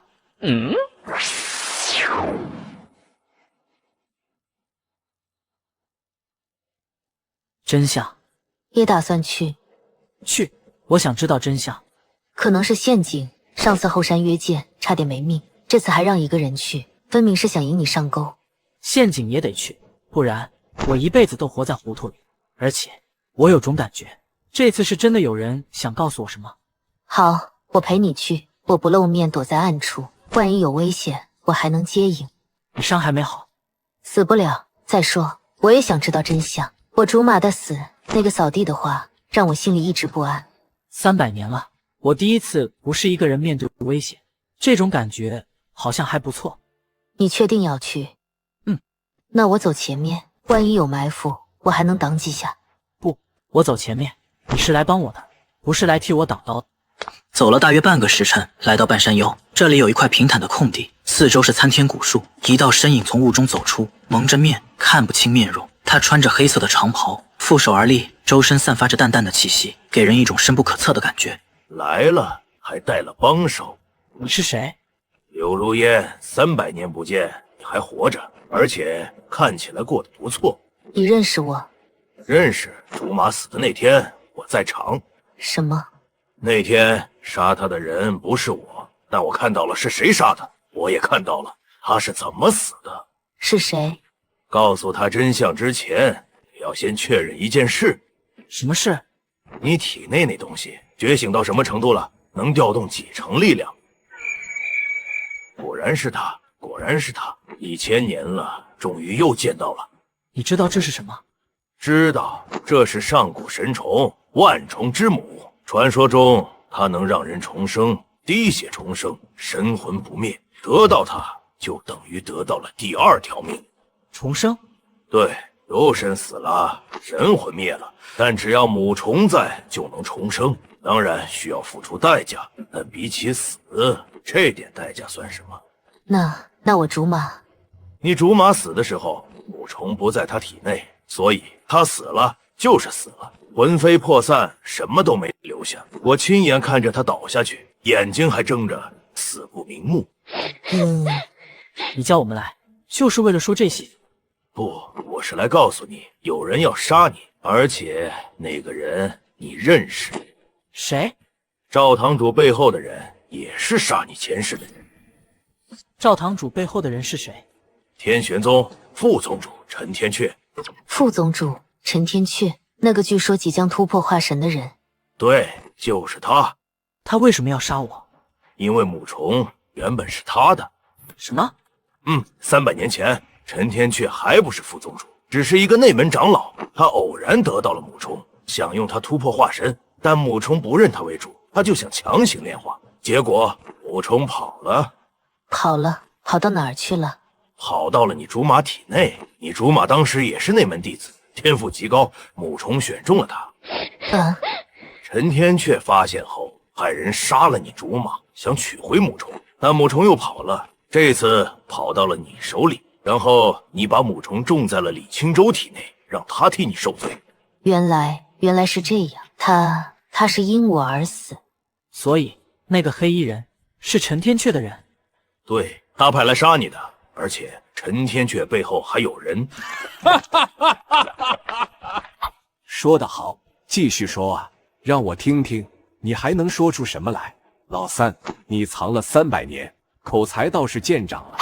陈天阙，老三，1000年了，你还是这么蠢。当年跟着我混，现在跟着一个废物转世，有什么前途？大哥，1000年了，你害死的那些人该还债了，师父的命，师弟的命，还有那些无辜的人。还债？就凭你们，一个废物转世，一个重伤的女人，一个藏了300年的懦夫。老三，你连我一招都接不住。今天母虫我要，你们的命我也要。老三，念在当年兄弟一场，你跪下，我可以饶你一命。做梦？那就一起死。那就试试。300年了，为了这一天，我等了300年。母虫今天终于要回到我手里了。还有老三，你这个叛徒，今天也一并清理了。你做梦。做梦？你看看周围，30个金丹期，3个元婴期，你们3个，一个炼气，一个重伤的元婴，一个老三，你元婴中期能打几个？打一个算一个，打死一个不亏，打死2个赚1个。大哥，今天我就算死，也要拉你垫背。柳烟，你护着李清舟，我来挡住他们。你自己小心，别死了。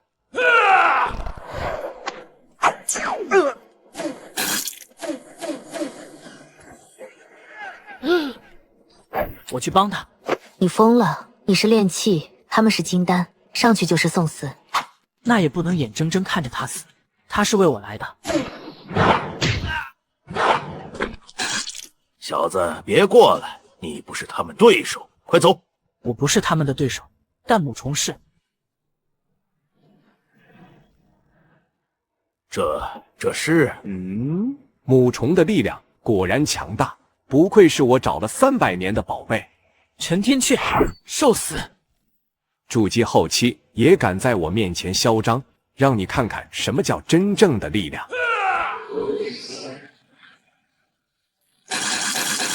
母虫在你体内真是浪费，等我杀了你，把它炼化，我就能突破化神，到时候整个仙界都要跪在我脚下，天机阁也要让我3分。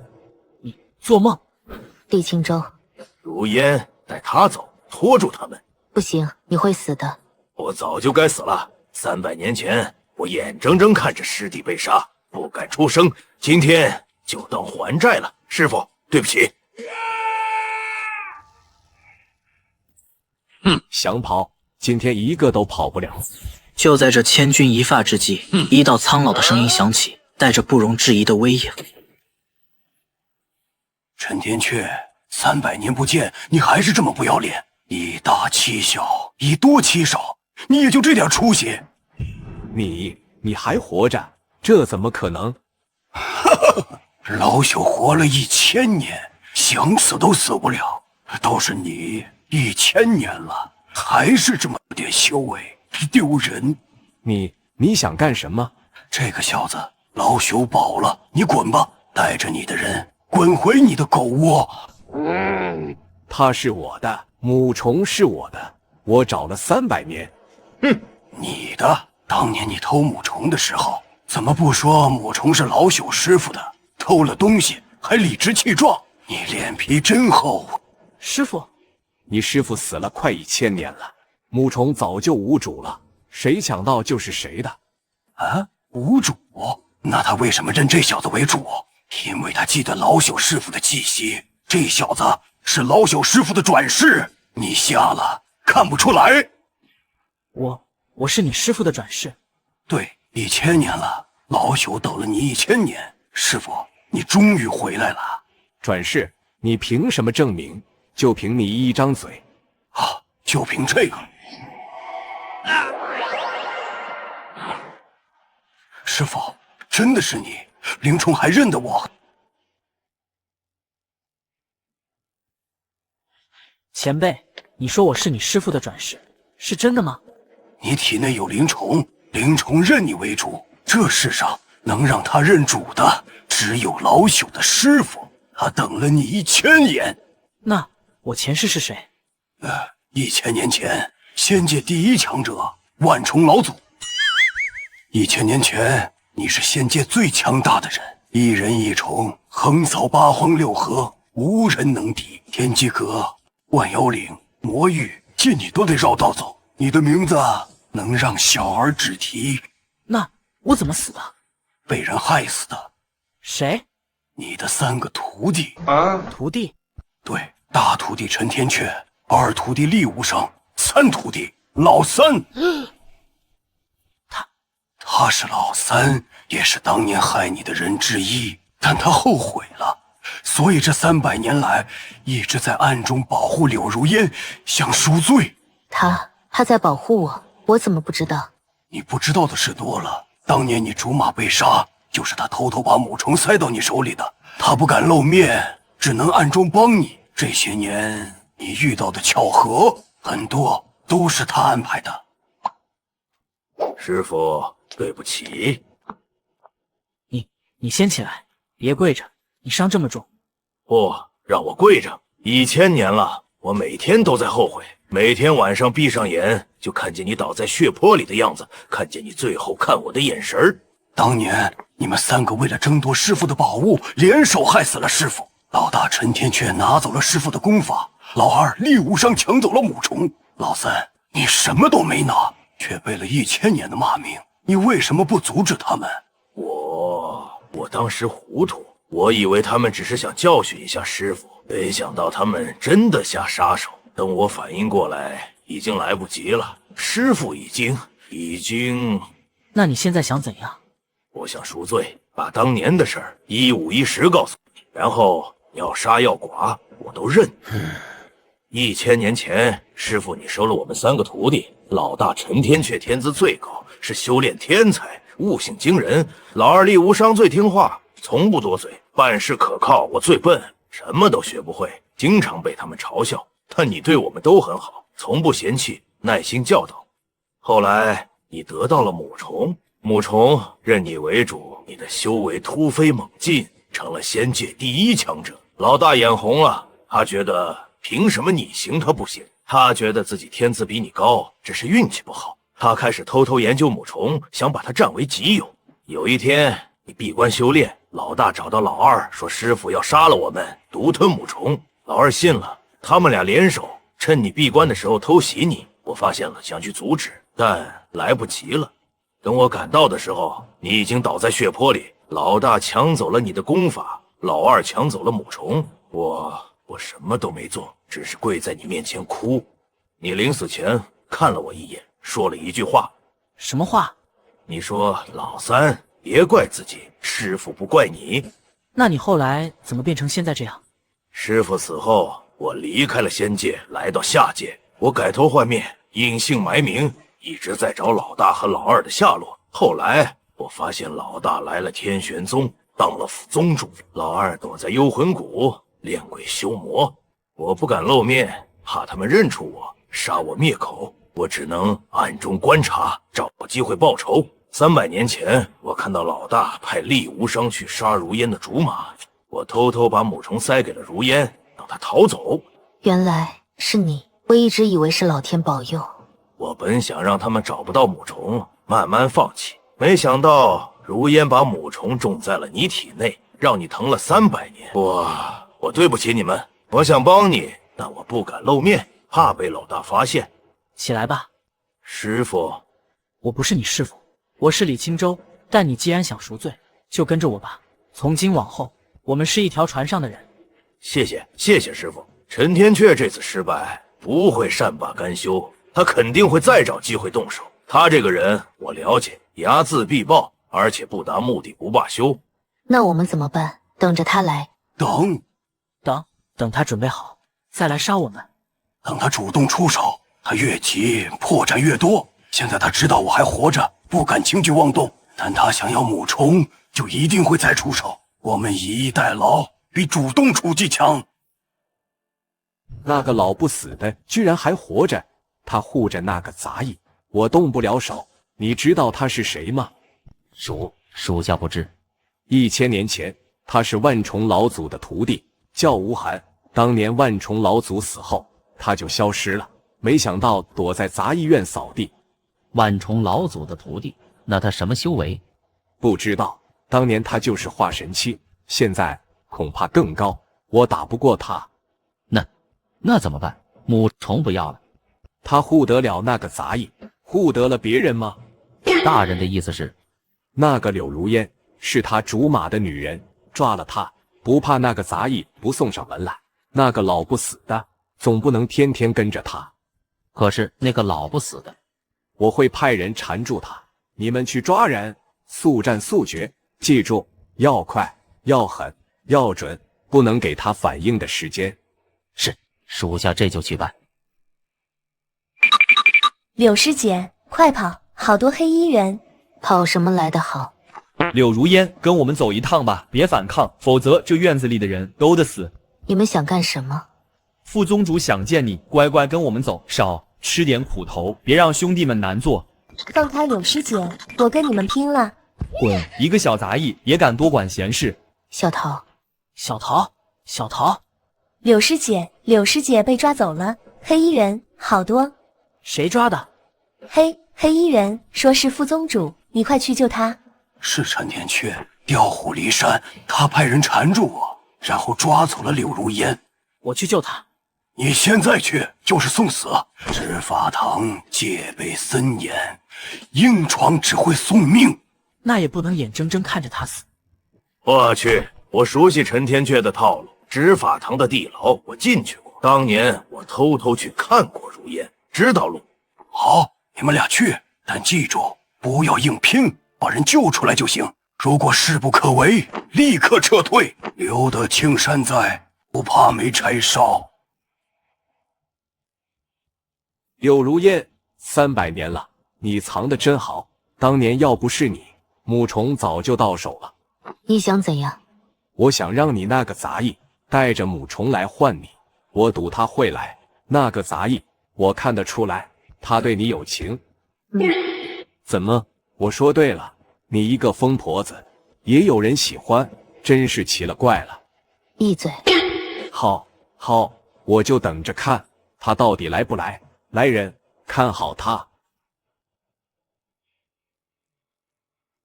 地牢在执法堂地下，守卫森严，硬闯不行，得想办法混进去。怎么混？这是我这些年攒的执法堂的通行令，虽然有些旧了，但应该还能用。一人一块混进去，有用吗？会不会被发现？应该有用，实在不行就杀进去。反正我们也不是来喝茶的。地牢分3层，毒烟应该在第3层，那里关的都是重犯，守卫最多。第3层只有1个牢房，专门关重要人物。不管多少，都得闯。今天我一定要把他救出来。你们是哪个部门的？怎么没见过？大半夜的下来干什么？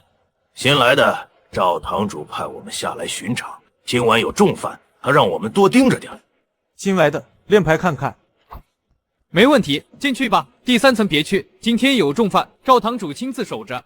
知道，我们就看看，不下去。第3层不准下去，赵堂主有令，任何人不得靠近，违者格杀无论。我们是奉赵堂主之命来的，他有新命令。令牌，这令牌是假的，这是10年前作废的令牌，你们是奸细。动手！快冲下去，我挡住他们！果然来了，我就知道你们会来。陈大人说的没错，你们一定会来送死。赵老狗，放了他，否则死！放了他可以啊，拿母虫来换。你把母虫交出来，我保证你们安全离开。母虫在我体内，有本事你来拿。敬酒不吃吃罚酒，杀了他，取母虫。区练气，也敢跟我动手，不自量力！我不能倒下，他是为了我才被抓的。今天就算死，也要救他出去。废物就是废物，就算有母虫，也是废物。今天就是你的死期。李青州，别管我，快走！你打不过他的。走，我走了，你怎么办？我答应过要保护你。你们俩今天都走不了，女的留下当玩物，男的杀了取虫，也算是一段佳话。什么？饶命！大人救我！放了他，否则你会被吸干。好，我放。你没事吧？没事。走，老三，撤！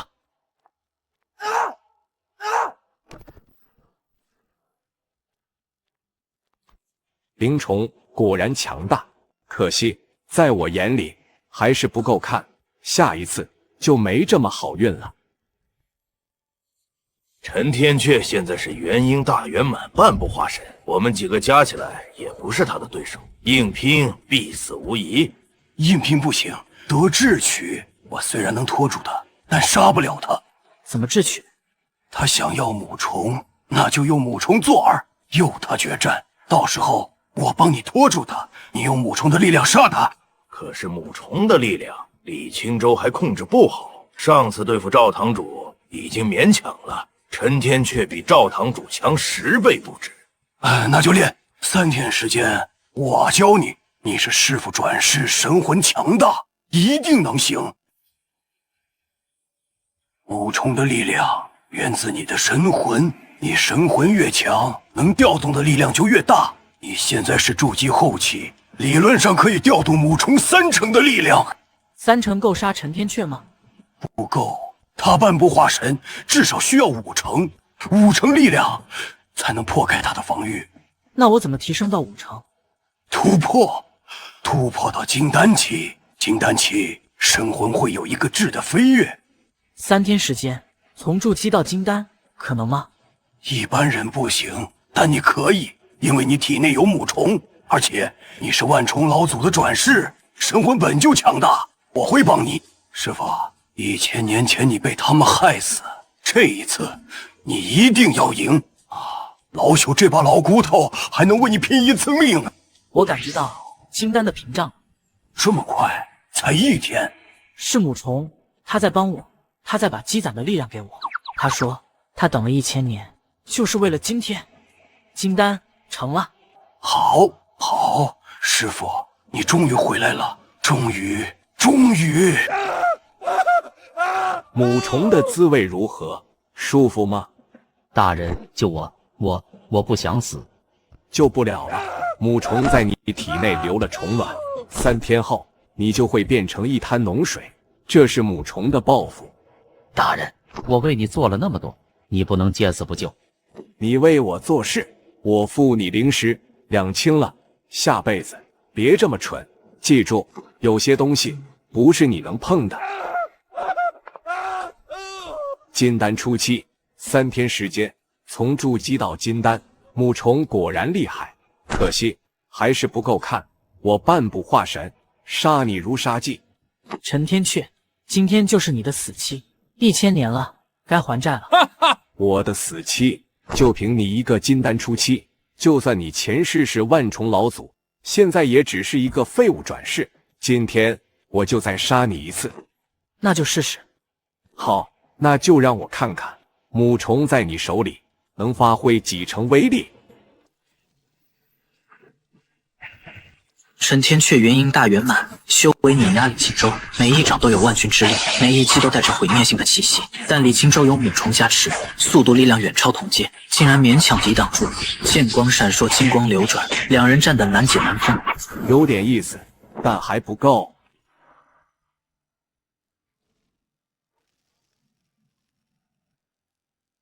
金丹就是金丹，再强也是金丹；蝼蚁就是蝼蚁，再蹦跶也是蝼蚁。今天我就让你死个明白。那就让你看看金丹怎么杀元婴。这是5成力量。李青州睁开眼，眼中金光大盛，像2轮小小的太阳。他一剑挥出，剑气化作金色巨龙，咆哮着冲向陈天阙。不可能！你怎么可能调动母虫5成的力量？你才金丹。因为母虫选了我，不是你。它在我体内300年，不是折磨我，是在等我，等我变强，等我能承受它的力量。好，既然这样，那就别怪我心狠手辣。这是我压箱底的禁术，用了之后我会跌落一个大境界，但杀你够了。母虫是我的。陈天阙化作一道血光，速度快到极致，在空中留下残影。他冲向李青州，一掌拍下，带着滔天的血煞之气。李青州闪避不及，被一掌击中胸口，爆飞出去，撞在山壁上，山石崩裂，烟尘四起，整个山壁都凹了进去。死吧！母虫是我的，1000年了，终于到手了。母虫，出来吧！跟着这个废物，不如跟着我。我会让你名震天下。什么？你还没死？这一剑是为我前世死的那些年，这一剑是为那些被你害死的人。你装死？跟你学的。你当年装忠心，害死我师父，今天我也装死，杀你。这叫以其人之道，还治其人之身。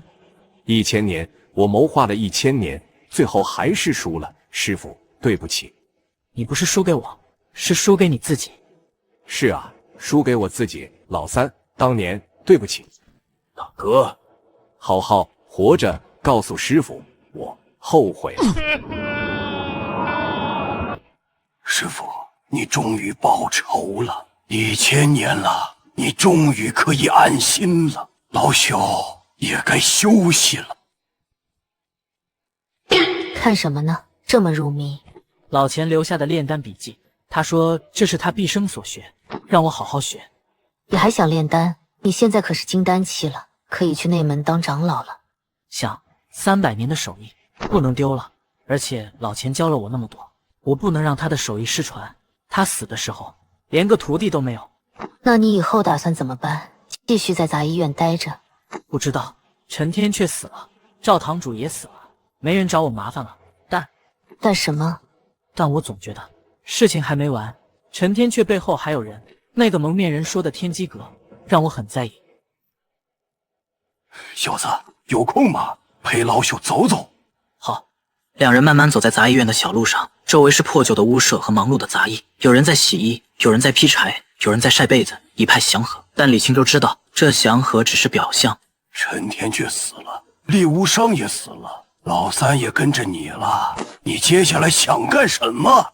我想查清楚，当年到底是谁在背后指使陈天阙和厉无伤？你还记得那件事？记得。陈天阙死前说，他谋划了1000年，1000年，他一个人能谋划什么？肯定有人在背后帮他，给他撑腰。你说的对，他背后确实有人。谁？一个你惹不起的人，但你必须惹的人。扫地老者看着远方，眼神复杂的像千丝万缕的线。远处的山峰云雾缭绕，若隐若现，那是天玄宗的内门所在。当年你师父被杀，不是陈天阙和厉无伤2个人的主意，他们背后还有一个更厉害的人。谁？仙界第一宗门天机阁的阁主。天机阁？对，你师父当年太强了，强到让天机阁害怕。他们怕你师父威胁到他们的地位，就暗中收买了陈天阙和厉无伤，让他们害死你师父。天机阁给了他们功法、丹药、法宝，让他们突破。那你为什么现在才说？因为之前说了也没用，那时候你太弱，知道真相只会让你送死。现在你杀了陈天阙，有了自保之力，我才敢告诉你，但天机阁还是太强。天机阁，我要去仙界。什么？去仙界？去查清楚当年的事，去找天机阁报仇。师傅，你现在才金丹，去仙界就是送死。天机阁里随便一个长老都是元婴期，阁主更是化神后期，你去就是送死。那也不能在这儿等死。如果天机阁知道我还活着，他们肯定会派人来杀我。与其等死，不如主动出击。说得对，与其等死，不如主动出击。老朽这把老骨头还能陪你走一趟。那我跟你去。我这条命是你救的，你去哪儿我去哪儿。而且我竹马的死也跟天机阁有关，我要去问个清楚。我也去。你去干什么？送死？我可以给你们做饭，你们总得吃饭吧？而且我还会洗衣服、打扫卫生，我可以照顾你们。这是通往仙界的传送阵，1000年了，终于又要用了。当年我就是从这里下来的。前辈，你不跟我们一起去？老朽老了，走不动了，你们去吧。老朽留在这里，帮你们守着后路。前辈，保重，等我回来。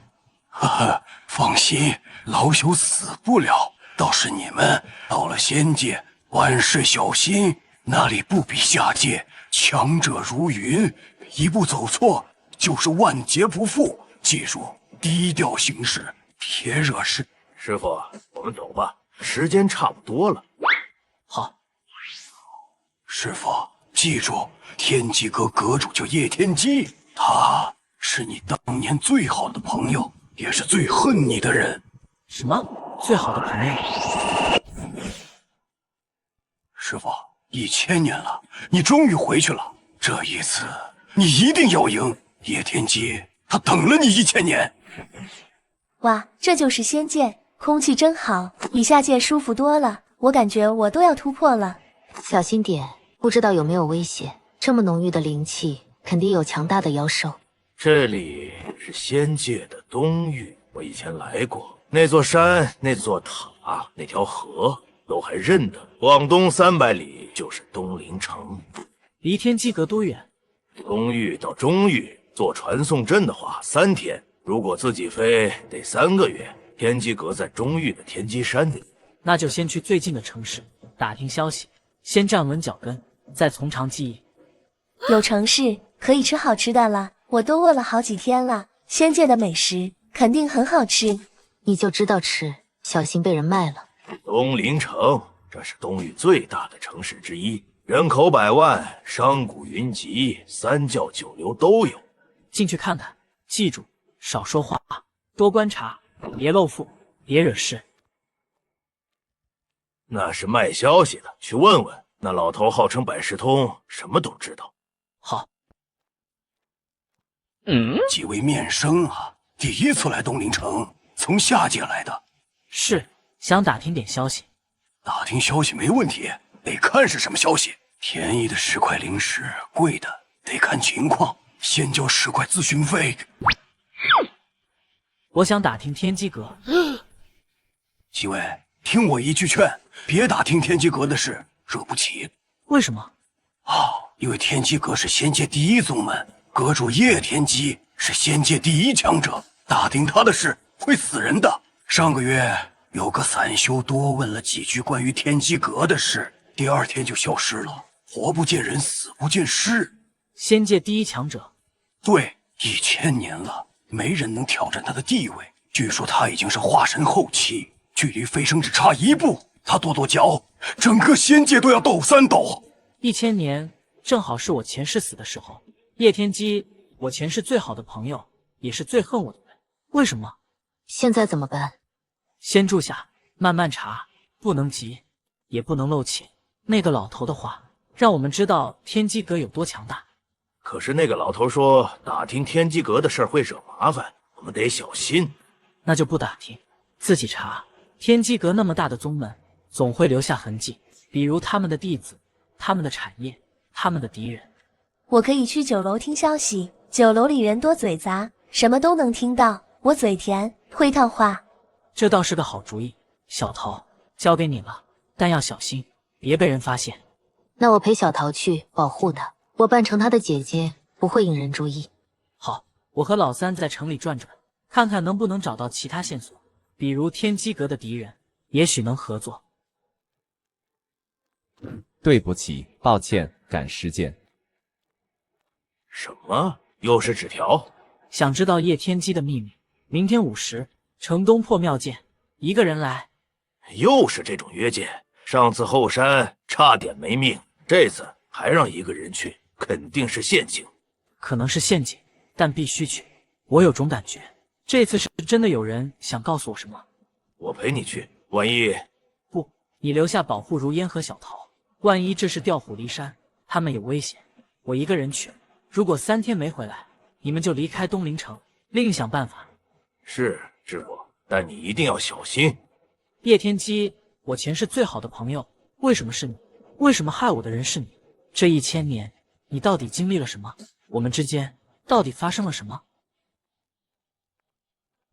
？5时已到，人呢？那张纸条到底是谁留的？为什么要约我来这里？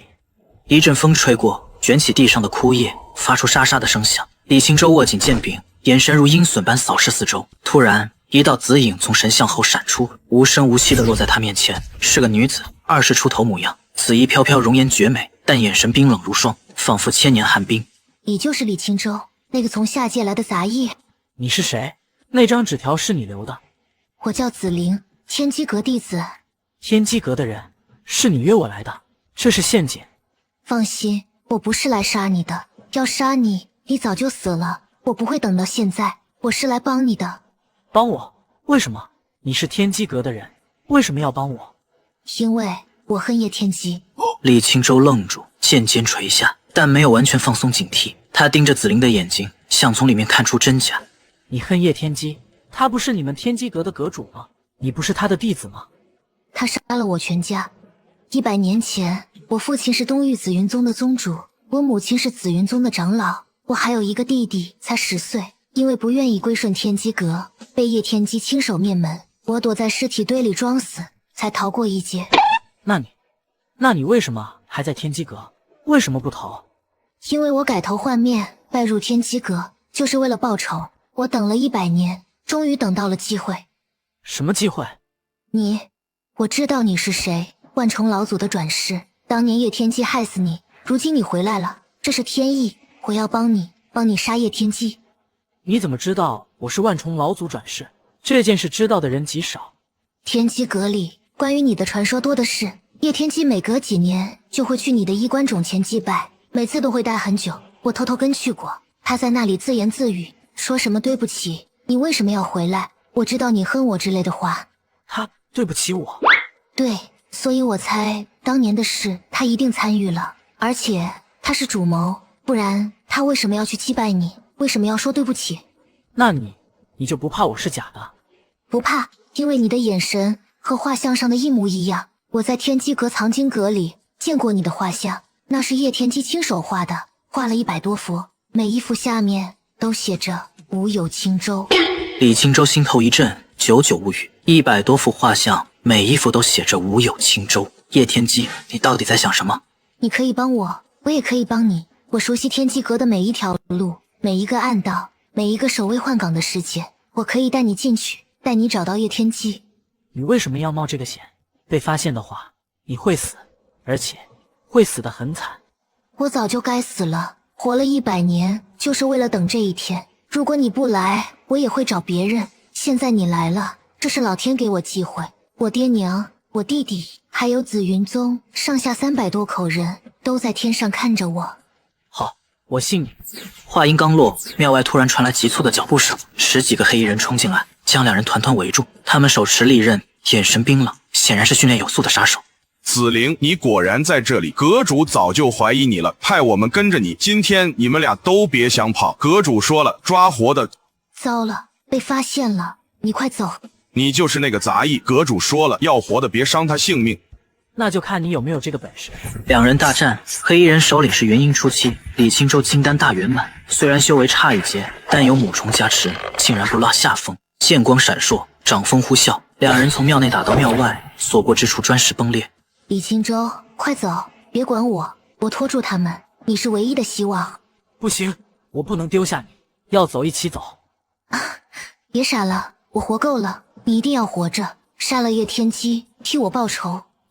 还好赶上了，小子，走，老朽来断后。前辈，你怎么来了？老朽不放心，跟来看看，果然出事了。你小子的麻烦一个接一个。扫地老者挥动扫帚，势不可挡，每一扫都有万钧之力，黑衣人纷纷倒地，惨叫连连。紫菱趁机杀出重围，跑到李青州身边，浑身是血。这位是化神期。前辈，快走！三人且战且退，冲出破庙，消失在茂密的树林中。黑衣人首领想追，被扫地老者一记扫帚逼退，扫帚带起的狂风将周围的树木都吹断了。追，不能让他们跑了，通知阁主，紫菱叛变了。那帮人不会善罢甘休，得赶紧离开这里。那个黑衣人首领认识我，一定会通知叶天机。我知道一个地方，绝对安全。我在东陵城有个秘密据点，是我这些年攒下的，布置了隐秘阵法，没人知道。我们可以去那里躲一阵子，从长计议。我们凭什么相信你？今天这一切也可能是你们演的苦肉计。不相信我也没办法，但我一个人能害你们吗？刚才在破庙，我差点死在那里，你们也看到了。再说，我也想活命。我相信他，刚才他拼死救我，不像是假的。这是我父亲留给我的最后一点东西，进来吧，这里很安全。我布置了隐秘阵法，还有防御阵法，一般人找不到，就算找到了也进不来。不错，这阵法是老朽见过的隐秘阵法里最高明的。丫头，你从哪学的？我父亲教的，他是阵法大师。你父亲是个好人，老朽听说过紫云宗当年也是东域一方豪强，可惜。不提了，我们说说正事吧。这是天机阁的地图，天机阁在仙界中域的天机山上，共分9层，最顶层是叶天机的住处，每一层都有重重守卫，还有无数阵法机关，硬闯是不可能的。那怎么进去？3天后，天机阁招收新弟子，这是个机会，每10年一次，面向整个仙界招收资质出众的年轻人。李青州可以去报名。报名？我这样子能行吗？你金丹大圆满，又有母虫加持，资质在整个仙界都算上乘，只要通过考核，就能成为内门弟子。到时候我在里面接应你。太危险了，天机阁高手如云，万一被识破，必死无疑。危险也得去，硬闯天机阁更危险。那是仙界第一宗门，有化神期强者数10人，元婴期数百人，金丹期不计其数，硬闯等于送死。丫头说的对，这是唯一的办法。好，我去。我这条命本来就是捡来的，大不了再死一次。师傅，我陪你去。不，你们留下，万一我出事，你们还有机会。紫菱一个人接应我就够了，人多反而容易暴露。小子，想什么呢？想叶天机，他到底是个什么样的人？为什么杀我？为什么又后悔？有些事老朽也不清楚，但老朽知道，当年你们是最好的朋友。你死了之后，他疯了一样找你，找了100年。后来他突然不找了，成了天机阁阁主。那他，也许他有苦衷，也许他被人利用了。但不管怎样，他欠你一条命。你这次去一定要问清楚。这是给你准备的身份，东域一个小家族的旁支弟子，叫林清。这个家族已经没落了，没人会查。3天后，我去天机阁报名。你一定要活着回来。放心，我命大，300多年都活过来了，死不了。李清舟，你要是不回来，我就不给你做饭了。好，我一定回来吃你做的饭。准备好了吗？准备好了。记住，到了天机阁，一切听我安排，不要轻举妄动，不要暴露身份。叶天机，他很危险。我知道，这是我唯一值钱的东西，你带着保平安。好，师傅保重。小子，活着回来，老朽还想再给你扫扫地。好，等我回来。记住，你现在叫林清，东域林家的旁支弟子。待会儿考核的时候，不要用母虫的力量，用你自己的实力。明白。我先进去了，你自己小心。通过考核后，会有人带你去住处，到时候我会来找你。叶天机，我来了。不管当年发生了什么，这一次我要亲口问你。终于轮到李清舟，报名处坐着一个白发老者，穿着灰色长袍，眼神锐利如鹰。姓名？来历？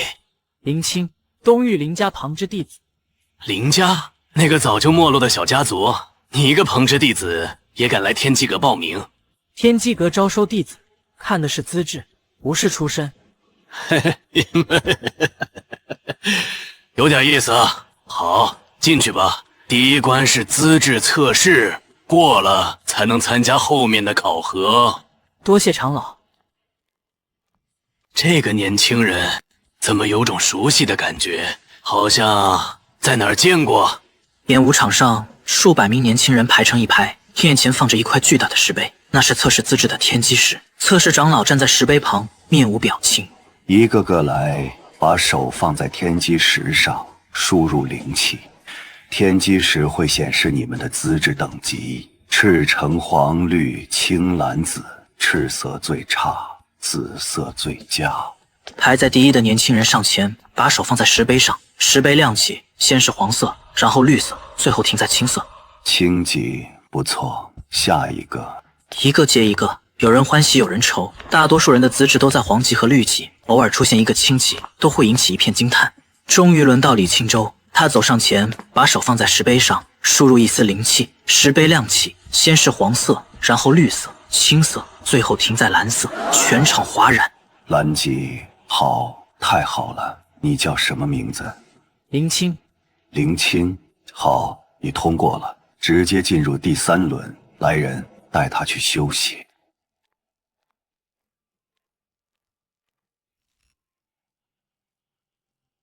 1000年了，你终于来了，青州，我等